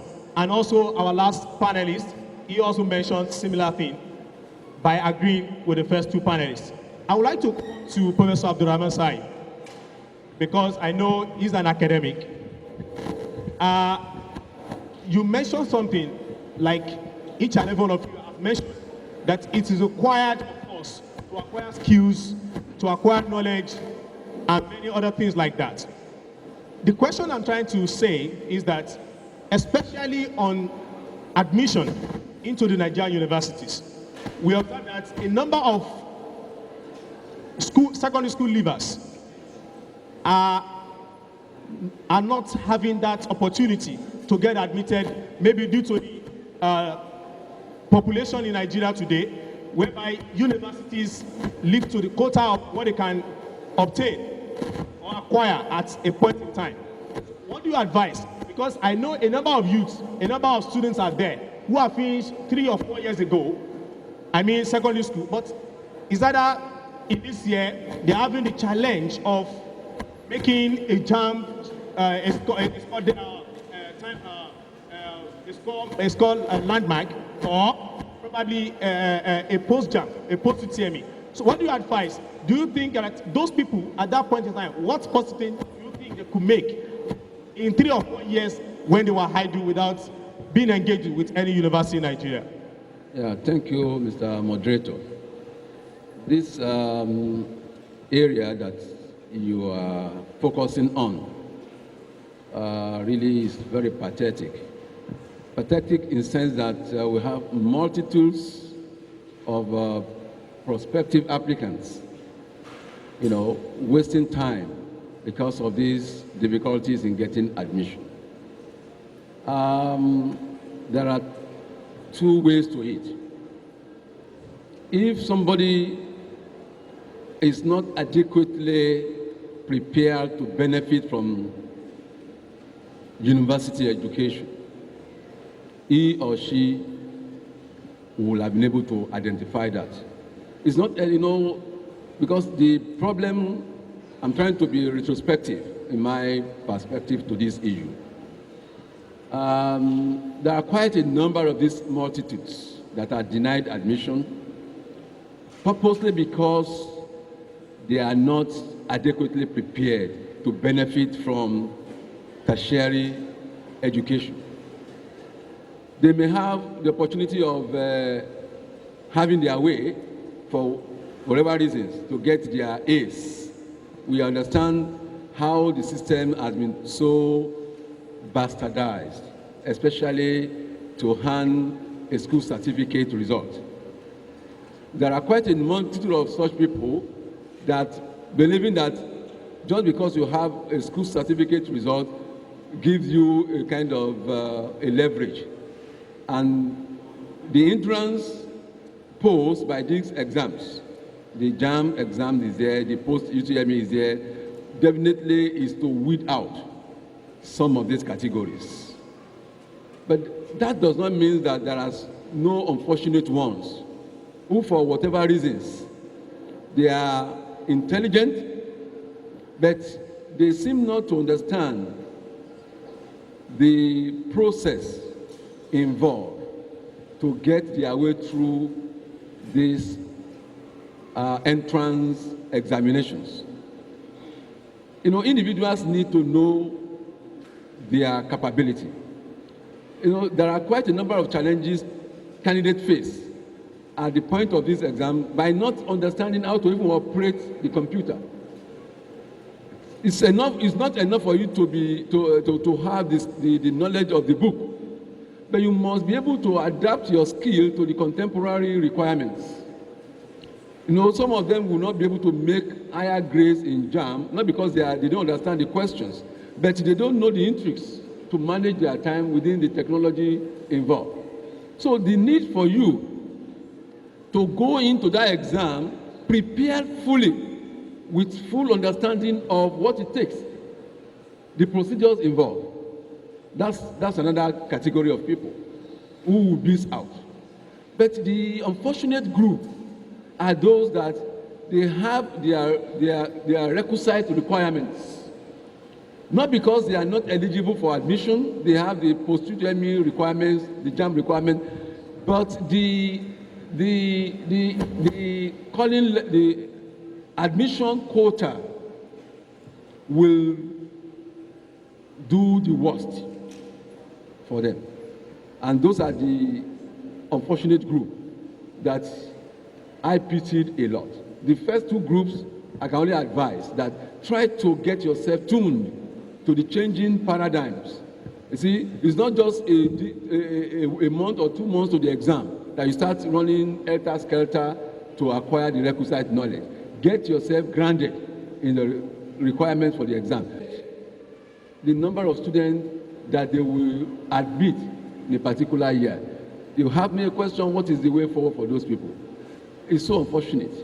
But I will advise that if anybody fall into that category, because I am conscious of the fact that there are some brilliant students that are set out, they already believe this is the course they want to do.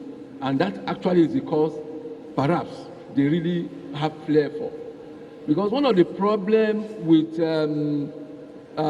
graduate unemployment is most graduates that are being turned out are not employable. And what makes them to be not employable, some of them just redo their way into the program through JAM. You only have 8 months to cover a syllabus that an HSC will cover in 2 years. So it's actually scratching the surface. Although, you know, our standard university is just, they call it aggregation, garbage in, garbage out. But in terms of practicability, the aptitude of the student, of the candidate, they are already at a disadvantage. When I entered university through my A levels, I was relaxing up till my 300 level. When we start applying to animal science production courses.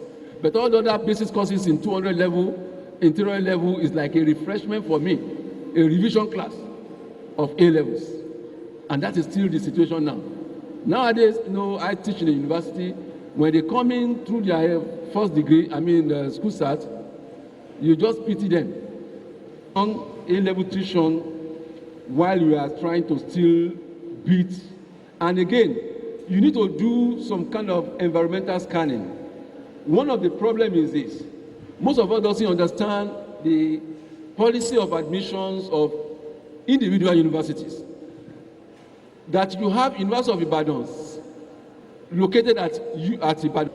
They might give you a consideration than somebody who has higher grade but is not in that catchment area. So these are some of the intrigues that we need now to employ. And that is a challenge to Amsa. Like I told those in UI last time they're having their program. It's not all about teaching them biology, chemistry, all this stuff. Now look into the diplomacy involved in admission and try to now come up with what is the evidence-based information you have from your own institutions and use it to now midwife the thinking of our upcoming ones. So that you can, okay, you want to do this, don't apply to this university. Apply to this university. Apply to this. You are from which area? In Nigeria today, we still respect our state of origin, and all these things, work against students. So it's all about. Thank you so much, Professor. I think it's becoming very interesting as if we are in a class. Thank you so much, sir, for your contribution. I would like to ask Alhaji Alatu Isai a question, and that is, looking at the graduate unemployment in Nigeria today, with the rate increasing almost every time, there is a rise in advocacy support of entrepreneurship in Nigeria. Because I know you are an accountant and a CEO, so that's why I'm directing this question to you, sir. Is it possible for everybody to become entrepreneur, looking at the fact that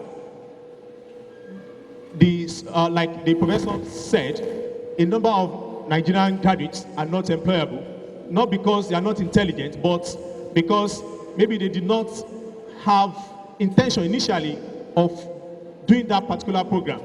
Maybe they did that program all in the name of, let me be graduated and move on. But after the graduation, they could not find themselves where they wanted. So what do you advise? Can everybody be entrepreneurs? Thank you very much for that question. I think naturally there are leaders and naturally there are led. And people need to understand his own nature very well. And that is also applicable to business. A number of people will definitely be an entrepreneur, but a number of people also need to be led in business. Otherwise, there is going to be a challenge for them. And that was why I said anything I want to do, I look at it from the life of the Holy Prophet Muhammad, sallallahu alaihi wasallam, and it will be very, very helpful.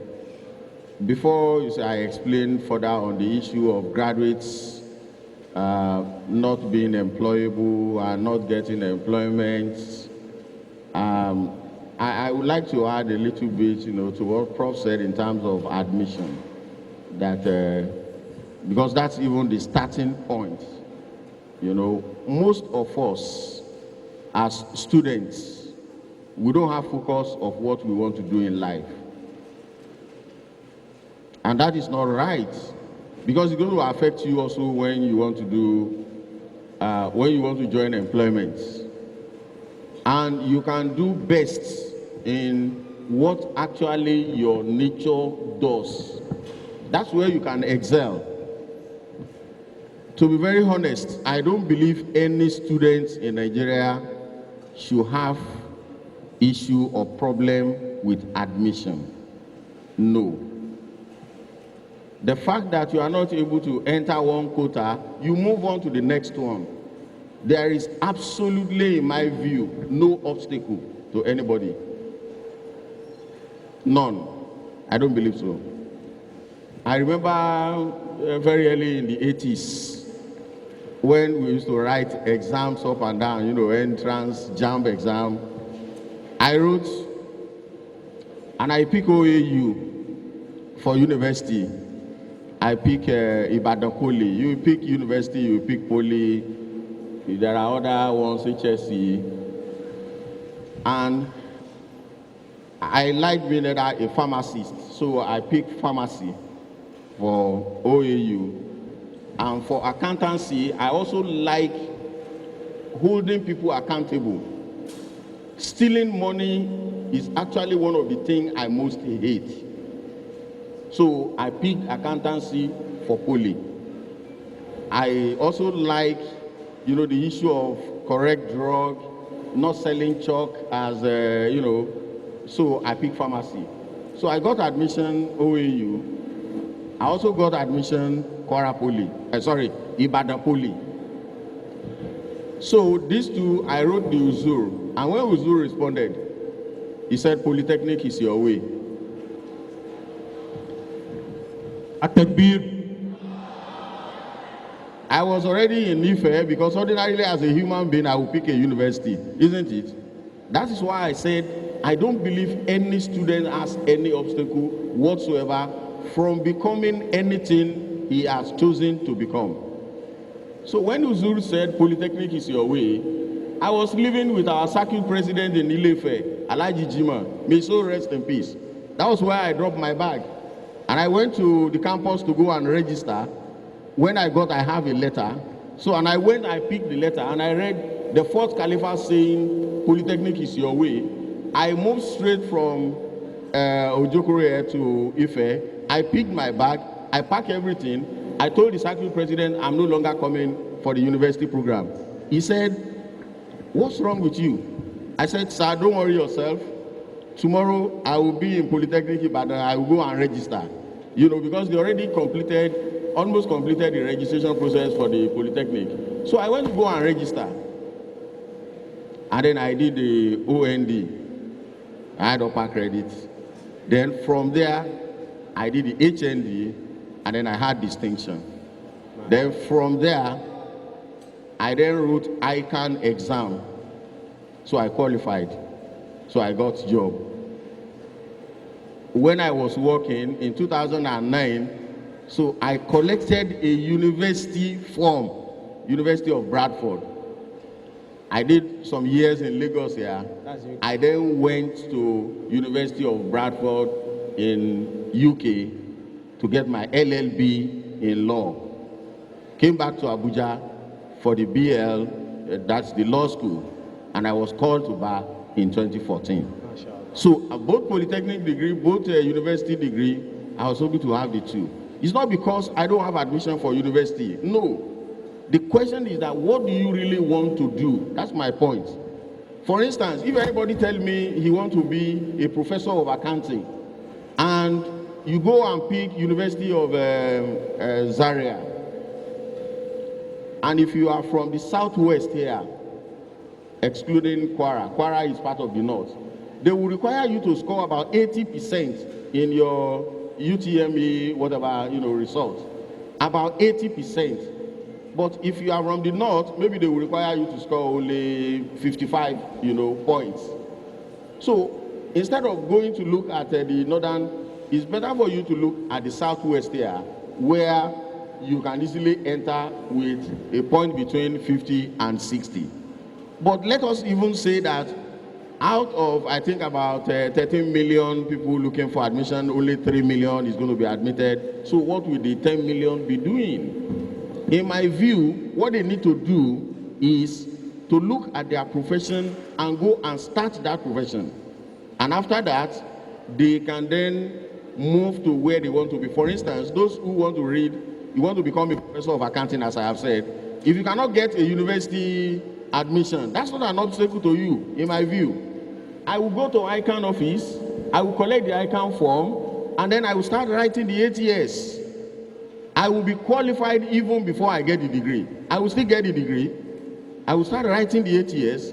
You write the ATS exam, you get the certificate, you claim exemption, you write the professional exam. So in fact, at Polytechnic, people become chartered accountants before they even finish the degree. Wow. So there shouldn't be any obstacle Thank as you. far as I can see. Thank you so very much, sir. Assalamu alaikum. I hope listeners, you are learning and picking points from this. May Allah subhanahu wa ta'ala be with you and every one of us. I would like to welcome our fourth panelist, Ahic Muhammadul Wa'is Akbo inside. And I welcome with a question. And then that is, actually we've had some introductory backgrounds to this theme. So that is why I may not go back to that. So I would like to ask you, looking at the religious leaders, because I want to believe that most Nigerians, maybe we have few atheists or free thinkers among them, most Nigerians do have religious role models, religious followers that they look like, oh, this is our imam, this is our pastor, these are people we look forward to become like, or we believe in what they say. Can religious clerics serve as hope of change, considering the rate of moral decadence visible in most religious leaders in the world today? That's the question, sir. Assalamu alaikum wa rahmatullahi wa barakatuh. First and foremost, I want to tender my unreserved apology for coming very late. I was held back by a very notorious gridlock. I am indeed very sorry. Well, Islam is a perfect religion, and it is expected that religious clerics in the domain of Islam should also be near perfect. So, sincere religious clerics in the domain of Islam can actually bring a stint of hope at re-energizing the faith we have in Islam as Muslims, that at all times Islam is the only hope for humanity. Talking about effecting a positive change in the multifarious and multidimensional facets of the human life, the only promising solution is abiding tooth and nail with the teachings of the Holy Quran. And that is why the Holy Quran has given a challenge directly to personages who are seen as the spiritual successors of the Quran. The Holy Quran says, "Atamuruna nasa bil birri wa tansawna anfusakum." Do you then command people to do good, and you forget your own selves? Wa antum tatluna al-kitaba, while you read and explain the teachings of the book. Afala ta'qilun. Wouldn't you then ponder? This is a very big challenge to personages who are seen as religious clerics, and that is why the Arabs, in one of their proverbs, they say, "Faqidu shay'in la yu'tihi." The one who lacks a virtue cannot give it out. Therefore, for you to become a flame of hope in the midst of moral decadence and spiritual debacle, you must live to the expectation of becoming a very proactive agent of change. If you are not a changed person yourself, as an Islamic scholar, you can never effect a change. And that is why the beloved wife of the Holy Prophet Muhammad sallam advised the Holy Prophet during the Treaty of Hudaybiyah. During the Treaty of Hudaybiyah, the Prophet promised the Muslims they were going to perform Hajj. And they thought it was going to be very easy. But on getting to Makkah, they were debarred. In fact, they were literally sent back to Makkah. The Muslims were disappointed. But the Prophet wanted to make it a lesser Hajj. He wanted them to perform Umrah. So he commanded them, go and slaughter your animals. He told them, become a muhrim, that is, put on the ihram cloth and shave your head after a while, then slaughter your animal. You should be in the spirit of Umrah. But they did not follow his instruction. Aisha there and then told him, slaughter yours and they will slaughter theirs. So when they saw the Prophet slaughtering his own sacrificial animal, all other Muslims followed suit. That is to tell you that practically You can only effect a change in people when you become a changed person. And that is why Allah has given so many challenges to the Muslim world generally and to the Islamic scholars exclusively. One of these challenges is Quran chapter 3 verse 111. Allah says, وَلْتَكُمْ مِنْكُمْ أُمَّةٌ يَدْعُونَ إِلَى الْخَيْرِ. Let there be among you people who invite to goodness. وَيَأْمُرُونَ بِالْمَعْرُوفِ. And they should enjoin that which is good. وَيَنْهَوْنَ عَنِ الْمُنْكَرِ. And they should forbid evil. وَأُولَٰئِكَ هُمُ الْمُتَّقُونَ. These people are indeed the pious ones. That is to tell you that at every point in time in the annals of history, Allah will always make responsible Islamic scholars available for the betterment of mankind. However, such Islamic scholars might be very rare to come by. As Ahmadis, we have a role model in Hazrat Khalifa Masih. We should make him our role model. We should make him our hero. And therefore, we should also outlive the reformative teachings contained in the Quran. By so doing, we become agents of true reformation and the desired change. Thank you. Thank you very much. Dr. Sani Saib, yeah, I would like to ask you that looking at some developed countries, you know, even before I was born, I was always told that Nigeria is a developing country. Am I right? So now, it is very appalling that over 3 decades now, Nigeria is still an underdeveloping country. To my observation, we are still underdeveloped, to me. That is why a Britain submitted that it is advisable for Nigeria to even go back or to have gotten their independence 50 years after 1960. So what do you think, especially in terms of skill acquisitions, whereby in some countries you have people who identify, like Professor said, and Alhaji Alete said, you identify certain things or what to become. There are people, there are some countries that people in that country, they identify what they can do because of their talent. They are not just saying, oh, you must go to school, you must go to school. And they try in that area. The replica examples are people of China and India. What do you advise, especially for breeding talent? I know in Nigeria we are so poor. What do you advise for someone who wants to build talent in a particular area? Let me give you an example, sir.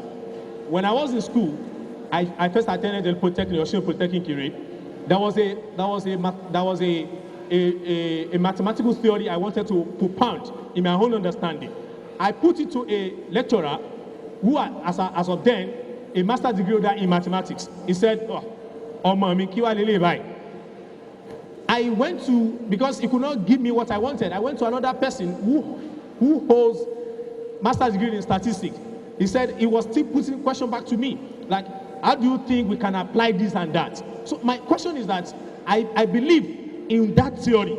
It's still applicable today, but I've not seen any place where it is applicable. But the point is that maybe I've not made further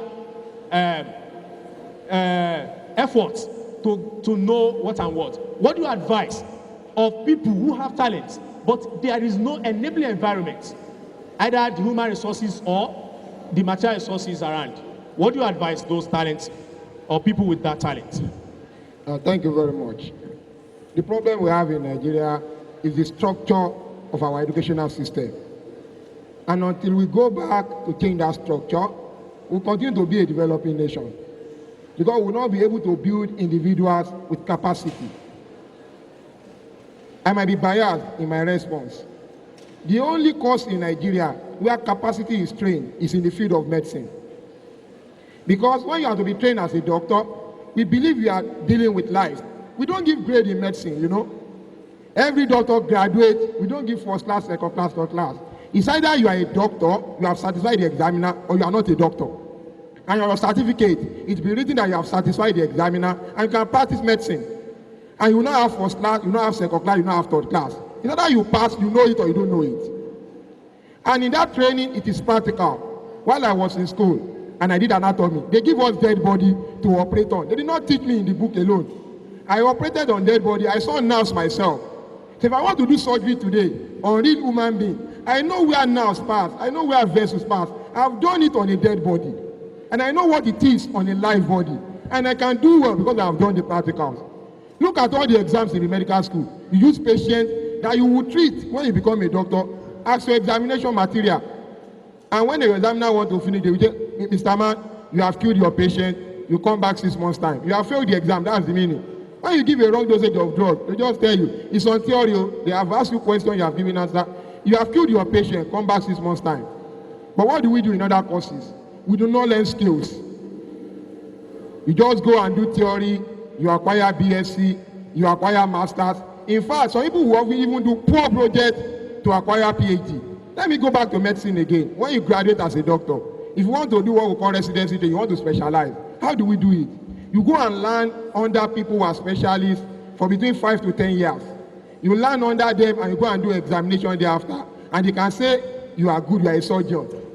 A dichotomy happened recently when some academicians stated that if you are a fellow of colleges, you cannot lecture because you don't have PhD. And the question we keep on asking them is, as a doctor, except you are in a preclinical, you cannot do PhD. If I want to be a surgeon, will I go and do PhD and appendectomy? I will not know that part of surgery. You have to learn under somebody. It's apprenticeship. You learn all the skills. They know you know how to do it. You are doing it. Your guy is supporting you. That's what we have lacked in our educational system today. People are engineers. They cannot operate a motor vehicle. A mechanical engineer cannot pull up an engine, remove some things in that engine, replace them and see the engine working. Somebody want to be an aeronautic engineer. He cannot fly a plane, even to be a dummy plane. Until we change our system. That's what China did. China wasn't looking at your certificate. They develop skills among their people. From secondary school level, you have one skill or the other that you are developing. All these phones that we are using, people will claim that a secondary student in China that have manufactured those phones. So until we go back to learning skills, if you want to be a mechanical engineer, be a mechanic. Know how to operate engine. If you want to be an electrical engineer, have practical knowledge of what you are doing. That's when we'll be successful. That's why today, even if you're a doctor in Nigeria, our doctors are moving to UK. You can practice in UK and flourish. Ask our other people in Nigeria to go outside the country. They will go and start from the beginning. So let us change our curriculum. Let us turn it to apprenticeship. If you want to be an accountant, go and learn under Dr. Alatoye and learn the rudimentary of accountancy. Though you can also do some exam that will give you certificate, but learn the rudimentary. If you want to be a professor of agriculture, go to and learn under Professor Abraham Abulai, the rudimentary of agriculture. You can also apply for some exam and get your certificate. Until we start doing that, we'll continue to be a developing country and will not move anywhere. Thank you. That we have just 10 minutes to go. But I will still need to go through certain things. From the response from the Dr. Sonny side, I would like to come to Alhaji Alatoye's side. Because, you know, like you just said now, I think one of the things that we are lacking in the Jama is mentorship. Mentorship. Is it that we, the younger one, are not willing to learn? Or is it that it is our fathers and mothers who have successfully grown in their professions that are not willing to breed us? I would like Alhaji to tell us, what is Jamaat?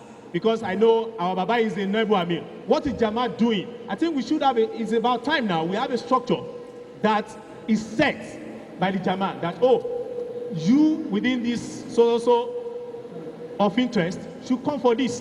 What is Jamaat doing and what can we do to learn from our professionals? All right, thanks very much. I think efforts need to be stepped up both sides. In the sense that on the side of the Jamaat, the Amir just set up an economic empowerment committee, of which he made me the chairman, and Prof is also a member of that committee. And we've identified about 6 critical areas, of which enlightenment and awareness is one of it, engagement of the students, which is one of the reasons why I actually have to come here today, because today is Amila. Ordinarily, I would want to go for Amila, but because there is going to be maybe 1 or 2 things. So that's what the Jamaat is trying to do now, to engage everyone, you know, both male and female, you know, on the side of the Jamaat.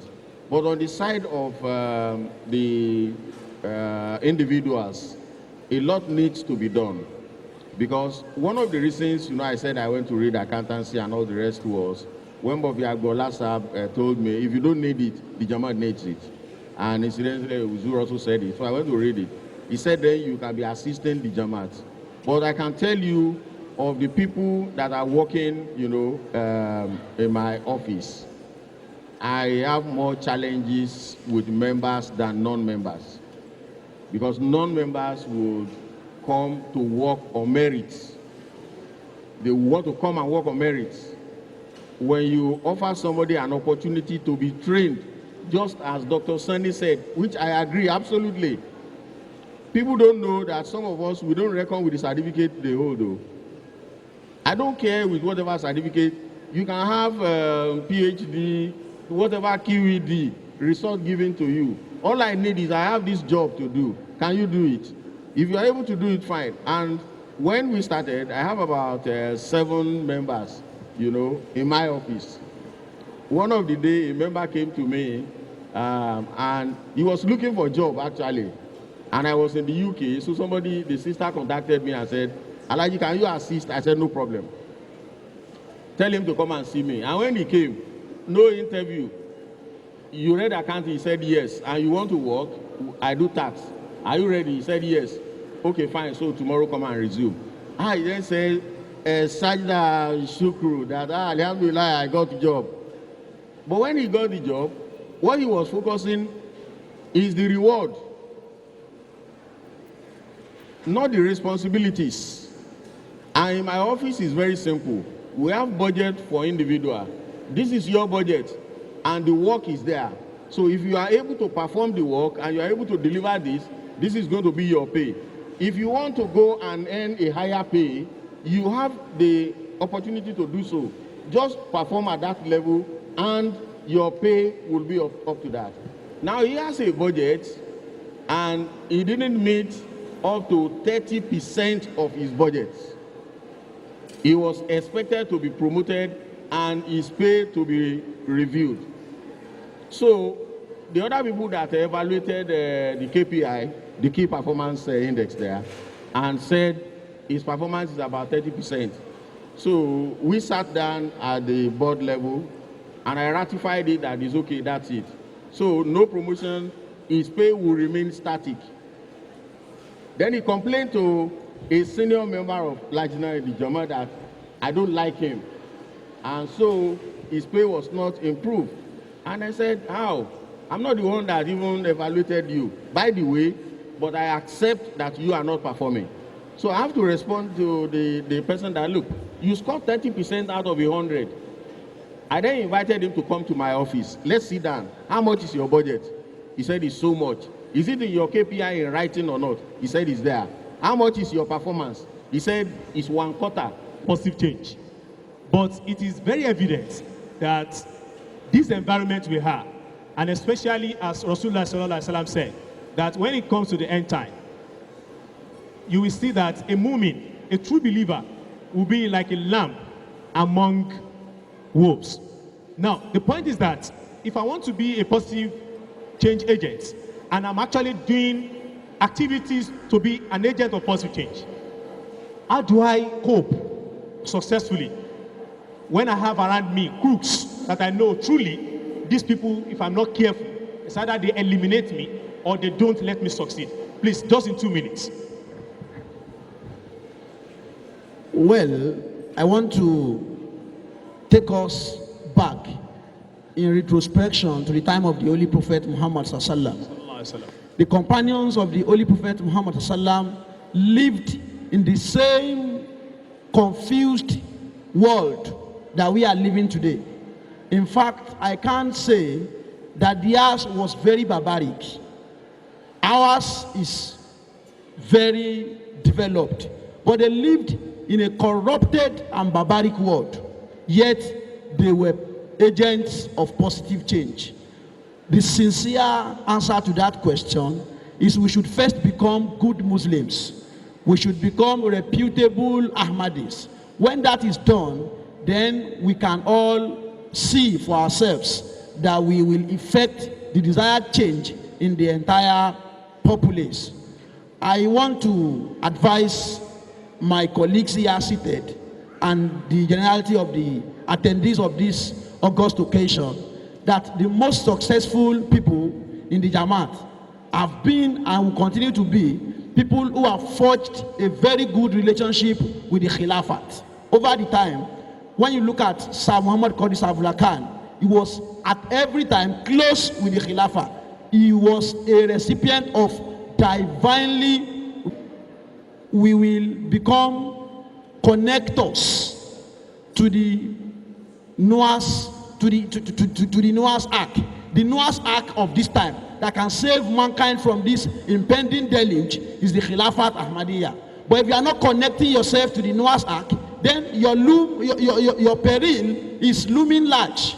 So therefore, we should make ourselves readily accessible to the Khilafat, and we should follow the timely guidance that follows suit. All right. Thank you very much, Alhaji Akoi. I will not be able to ask any question further because of time. By this, we would like to conclude. You know, definitely, for every listener, I want to believe he or she must have picked certain things that will change his or her life positively, either in social life or the educational way or the Islamic way. It is required that we are agents of change in every place we are. I can remember when Azza Khalifa Tumasi visited Nigeria, he told us that wherever you are, whatever profession you choose, you should be the best. And then not just being the best professionally or academically, but we should be morally upright. We should be best in our morals by conveying the true message of Allah, as Imam Mahdi alayhi salam has come to even furnish a number of things that Rasulullah sallallahu alaihi wasallam has told us. And then if you are lost in any time, go to Allah, go to the Khalifa of Islam, who can also guide you through the divine guidance from Allah. I want to believe that everyone here has enjoyed him or herself with submissions of our panelists. I would like to thank every one of us, starting from the professor and our neighbor Amir side, and our Dr. Sonny side, and our Alhaji Akoi. May Allah subhanahu wa ta'ala make us positive change makers in our life and the entire world. Wassalamu alaikum wa rahmatullahi ta'ala wa barakatuh. Our special assistant to the governor of Lagos State on Islamic affairs. Join me in welcoming to the podium. He will not be speaking to us for a longer hours because time is exhausted already. So in just a few minutes, he would give us some of what he brought to us as the special speaker. Join me in welcoming to the podium Honorable Shakullah Abdul Ghaffar Mofe Shaye. Assalamu alaikum wa rahmatullahi wa barakatuhu. First and foremost, I tender my apology for coming this late. It is never my attitude to come this late to occasions like this, but it was due to circumstances beyond my own, capacity to undo. Because man proposes, God, وَلَا يَشَاءُونَ إِلَّا أَن يَشَاءَ اللَّهُ رَبُّ الْعَالَمِينَ. Well, I plan to be here around 11 o'clock, but somewhere along the road from my way from Ogun State to Lagos State this morning, I was stuck in the traffic for almost 1 hour, just within a point. Alhamdulillah, I was able to come at the end of the day. So, accept my apology. Is the apology accepted? Okay, if it is accepted, can I hear you say Allahu Akbar? May Allah forgive each and every one of us as well. Now, this afternoon, I need to summarize the topic that I've been given to speak upon. That is what? Islam, identity, and politics. Islam, identity, and politics. For the purpose of this lecture, I've been able to look at Islam from those three angles. And I was able to discover that when we talk about Islam and identity and politics, we are actually talking about the three aspects of Islam that are intertwined. Islam is made up of about three aspects: the external aspect of Islam, the internal first, the internal aspect of Islam, the external aspect of Islam, and the social aspect of Islam. This, I mean, Islam, if you practice the internal aspect of Islam without the other two, you may be nowhere to be found in the sight of Allah. If you pick the external aspect without the internal and the social aspect, you may not be reckoned with by Allah. And if care is not taken, if you pick the social aspect of Islam, leaving the internal aspects and the external aspect, then I'm sure you may not be referred to as a Muslim. This is what I mean. The external aspect of Islam has to do with the spirituality parts of Islam, our connection with Allah. Don't forget, in a particular hadith of the Holy Prophet Muhammad sallallahu alaihi wasallam, it was reported that a man came to the Holy Prophet when he was sitting in the midst of Sahaba. This man came in and was asking the Holy Prophet some questions. The first question he asked the Holy Prophet was, "Oh, you Prophet of Allah, what is Islam?" The Holy Prophet told him that Islam is to worship Allah alone, because there is none worthy of worship except Allah. The man went further by asking him, "What is faith?" Rasulullah replied by saying, "To believe in Allah, His angels, His meeting with Allah, the messengers of Allah, and the day of reckoning." All these are what come together to form the internal aspect of Islam. We all know that, we all are familiar with that. That is where we get our 5 pillars upon which the religion of Islam is what? Is being pivoted. That is, our unflinching faith in Allah, our observance of, our establishment of Salat, which brings us close to Allah at least 5 times in a day. We are given the opportunity of coming to Allah 5 times in a day. I was at a mixed lecture some time ago. This is inter-religious lecture. I was now because mixed, audience, the Christians, the Muslims, and what have you. I was now telling them that we Muslims, we have the opportunity of communicating Allah, our Creator, the Creator of the heavens and the earth, the provider of everything, at least 5 times in a day. Can it be compared with some other people who just have once a week to meet with their God? Or some once in a month, some once in a blue moon. Alhamdulillah that I'm a Muslim. That is the internal aspect of Islam, the spirituality. How close are you to Allah? Because of the time, I will not be able to dwell so much on that. But believe you me, the Holy Prophet said in a special hadith that if a man, a Muslim, is so close to Allah, it gets to an extent that Allah comes closer to him or her. It gets to an extent that Allah will turn to his tongue with which he speaks. Allah will turn to his hand with which he handles something. Allah will turn to his eyes with which he what? He sees things. That is talking to us in parable. It's telling us that if you come close to Allah, it will get to an extent that whatever you say with your tongue, Allah will stamp it. It comes to be. Whatever you undo with your hand, it will be as if Allah himself is handling that thing.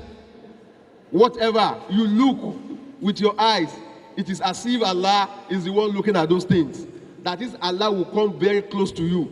Remember that it says, Inna wa nahnu akrabu ilayk min abulil warid. I am closer to you than your jugular vein. That is the spirituality aspect of Islam. The external aspect of Islam has to do with our appearance and attitude. What did I say? Appearance and what? Ọlọ́run ò ní ṣe wá ní Mùsùlùmí tí wọ́n máa refer sí as aborímábòwà. Ṣàmì. Because that is where some of us get it wrong. You don't just be a Muslim because you are going to the mosque to pray. The religion of Islam does not stop within the four walls of the mosque. It must be with you at any point in time. Your appearance, without mentioning your name to anybody. If anybody sees you, either you are a man or you are a woman, either you are a male or a female, there must be something in you that tells the other person that this is a Muslim.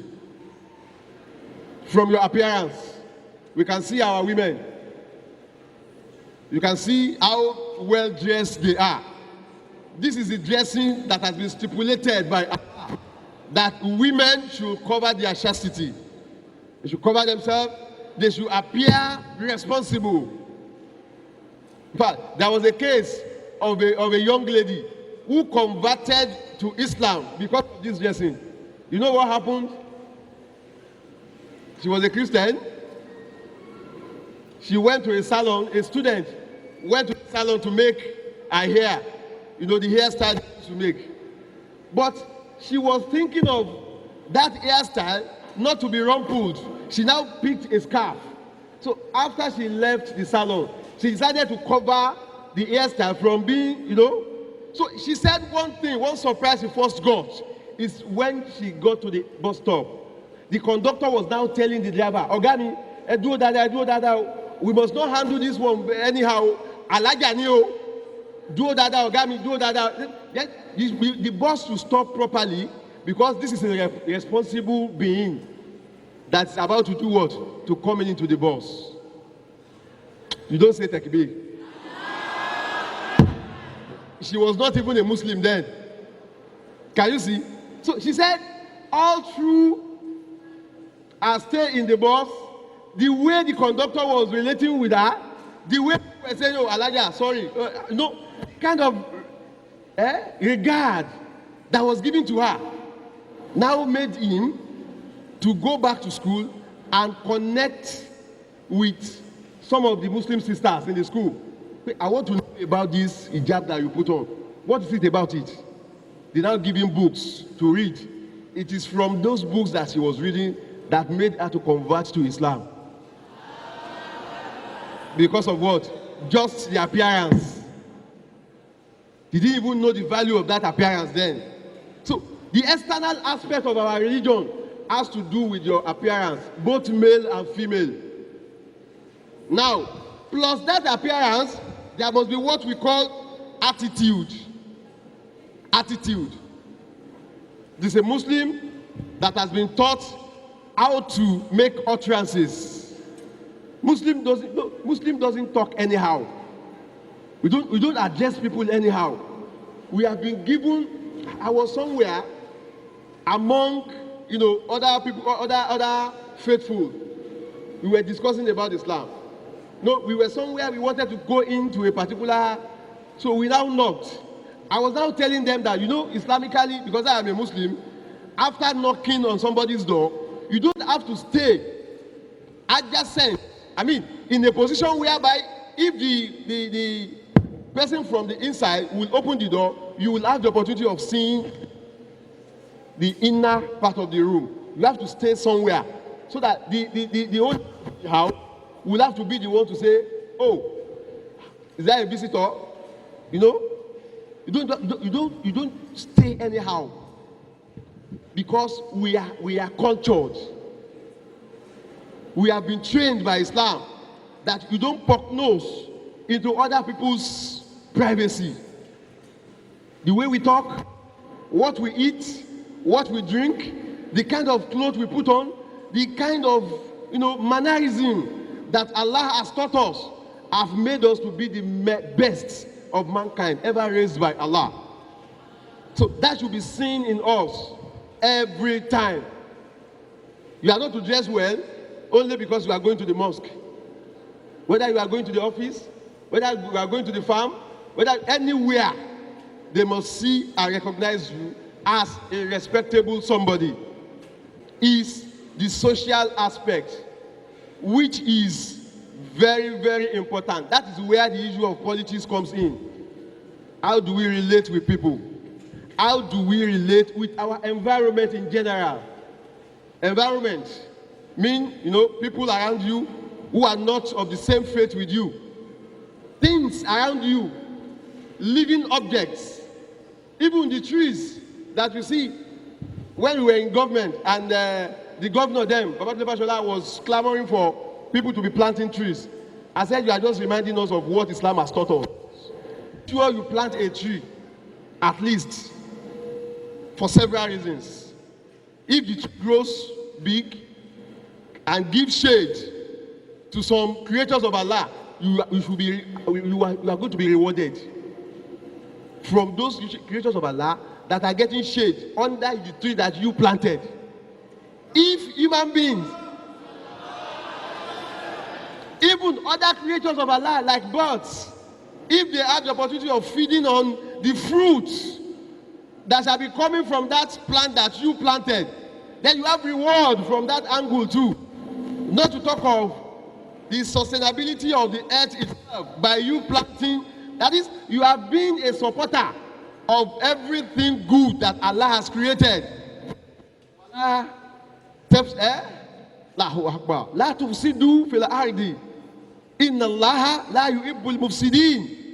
Do not spoil good things that Allah has made. You have contributed to the positivity of those things that Allah has created for every other human being. Mind you, the tree that you have planted, that have grown, that is giving shade, it will give shade not to Muslims alone. It gives shade to everybody. And by so doing, you are practicalizing what Islam has taught us. Now, the identity, like I said, the identity means who are you? What are your characteristics? Your behaviors, your feelings, your thinking that distinguish you from any other person. How do you relate with people? How do you think? How do you talk? Now, that one takes us to Quran chapter 23, from verse 1 to about verse 5, when Allah was saying, "Qad aflaha al-mu'minun, allazina hum fi salatihim khashi'un." Humility, you must be humble. Wallazina hum anil lagwi muridun, those who eschew falsehood and embrace what? Truth. That is, if they are looking for somebody to be made a counselor in a particular area, they must be looking for Muslims. Because what? They are trustworthy. That is what should be said about us. Some time ago, I was at a reception organized for Professor Oloyede and one other doctor, the head of Igbobi Orthopedic Hospital and the chief imam, the present imam of Lagos. They were, some Islamic groups organized a special reception, identifying with them. I was called upon to make a speech. I said, look, we should be shameful of ourselves. Is it Professor Oloyede? Will he be the first Muslim to be appointed to occupy a position of authority? So why is he being distinguished among several millions of Muslims that have been occupying positions right from our independence date. It means they have not been as transparent as this man. Now, the question is, how many of such man can we get amongst every one of us? Because what? He has decided to practice Islam. He has decided to showcase the beauty in Islam. I don't like people referring to some people as good Muslims. I don't like it. If they are good Muslims, that means there will be what? Word and what? Word and opposite. When we were in secondary school, word and opposite. What is the opposite of good? What is the opposite of bad? You Muhammad. So if we have good Muslims, that means we should have bad ones. I was reading a book some time ago. I came across a statement from a philosopher, and I was ashamed of the kind of Muslims we have around the world. What did the philosopher say? He said Islam is the best religion, but Muslims are the worst followers.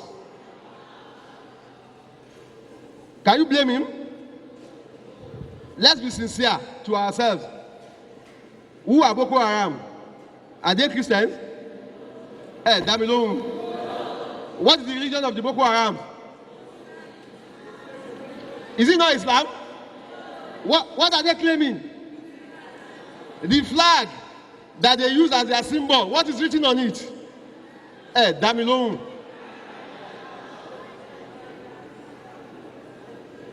Afikolo Nshanua. Ẹran ìbíyẹ òun ló kó wàhálà báyà ẹ bábíyẹ fún rẹ ẹran ìbíyẹ olódù kan ìbíyẹ fún rẹ olódù kan. By the time they want to abuse ìbíyẹ himself, systematically they will be abusing ẹran ìbíyẹ. But what is happening to this ẹran ìbíyẹ that is one eye? Meanwhile ìbíyẹ fún rẹ olódù kan ni. Ọmọ kìnnì kan ló kókó báyẹ o. The Boko Haram, anytime they are making their video or whatever being sent on the social media, you see the flag written Allah, isn't it? They write Muhammad Rasulullah. The first time I was to come across those people, the video, I was in the US in an hotel. When they showed the clip, the man was speaking good Arabic. Arabic tó ń sọ, èmi tí mo sá lè ké omi ò lè sọ. Jàmáà. Now, talking about the social aspect of Islam, relation, with others, including the environment itself. That is what takes me to politics. Quran chapter 28, verse 77. Allah says, "Wabutegi fima ataka Allahu dara al-akhirah, wala tansa nasibaka min ad-dunya, wa asin kama ahsana Allahu ilayk, wa la tabghi al-fasada fil ardi, inna Allaha la yuhibbul mufsidin." Quran chapter 28, verse 77. When I went, I consulted my dictionary to look for the meaning of politics. Can you believe what I got? Politics is the activities involved in getting and using power in public life. Activities involved in getting and using power in the public life. Being able to influence decisions that affect a country or a society. Brothers and sisters, if those who are partaking in politics are to be Muslims that we are, who are set of upright people, who are set of truthful people, who are set of modest people, do we need to give them admonition to be upright? Damn alone. Do we need to admonish them not to be corrupt? Because they are clean before they... The reason why it has concerned me and you is because whoever occupies that position, they come together. If they are good people and they are as many as possible, that means they will give you good governance. If they are a set of bad people, you don't expect anything good from, My Ustaz said during his discussion, he said, "Fakidu shay'in la yuti." You cannot give what you don't have. You are expecting people who do not have moral to give us moral. Is that possible? That is why they cannot change all those laws through which they are embezzling our money in the House of Rep, in the House of Assemblies, in the Senate, because they are the makers of those laws, and they are those who are perpetrating those things. So the laws that will continue to favor their, negativity is what they continue to propound. Brothers and sisters in Islam, if a system is bad, you cannot change that system being outside the system. You can only effect change if and only if you are within the system. Remember, Rasulullah sallallahu alaihi wasallam told us that man yara minkum munkaran falyughayyiru bi yadihi in lam yastati fabi lisanihi in lam yastati fabi qalbihi. Rasulullah told us that if you see anything that is wrong within your environment, first thing is for you to have the intention of correcting it. How do you correct it? You use your hand to correct it. If you are incapacitated using your hand, you use your tongue. Say it. This is not good. We don't want it. This is what we want. If you are still incapacitated doing that, then you resort to what? Prayers. The moderator of the last program asked a question that you are only one among the wolves. Let me give you an instance. I'm sorry. I took my baby for the last GCE that was just concluded. When I got to the center, we were waiting for the organizers to come out and address them. I told my baby that, look, I won't come out from my car, because if I come out, I'm sure I will see somebody that will know me here. Now, she highlighted from the car. When they gave them the instruction and she was about to go to I got to see that she forgot something. I had to open my car and call on her. Before I called her, I saw somebody who actually knows me. He came to me. Salam alaikum. You may not know me. I am so. I got to know him from the description. He said he's a teacher in that school. Before I say talk, he took me to the VP. Yeah, this is our, introduction. My daughter went in for the exam. You know what happened next? They called me that, Ustaz, do you need any help for your child? I said, no, I don't need any help. I said, as if I didn't know what was, no. I said, what kind of help? He said, he was trying to parabolate. He now came to me, look, Esa, if you can't beat them. I said, not in my own case. You know what my daughter told me? After about 3 times she went for the exam. She said, Daddy, who are those people? They are just harassing me. Then they will come to our desk. Hope you don't have a problem. He said she was being disturbed. So my brother, what I'm trying to say is that even if you are the only one that is left out to do good, continue with it. Maybe that change we are all clamoring for will start from Subhana Rabbika Rabbil Izzat Amma Yasifun. Wassalamu ala al-mursaleen. Walhamdulillahi Rabbil Alameen.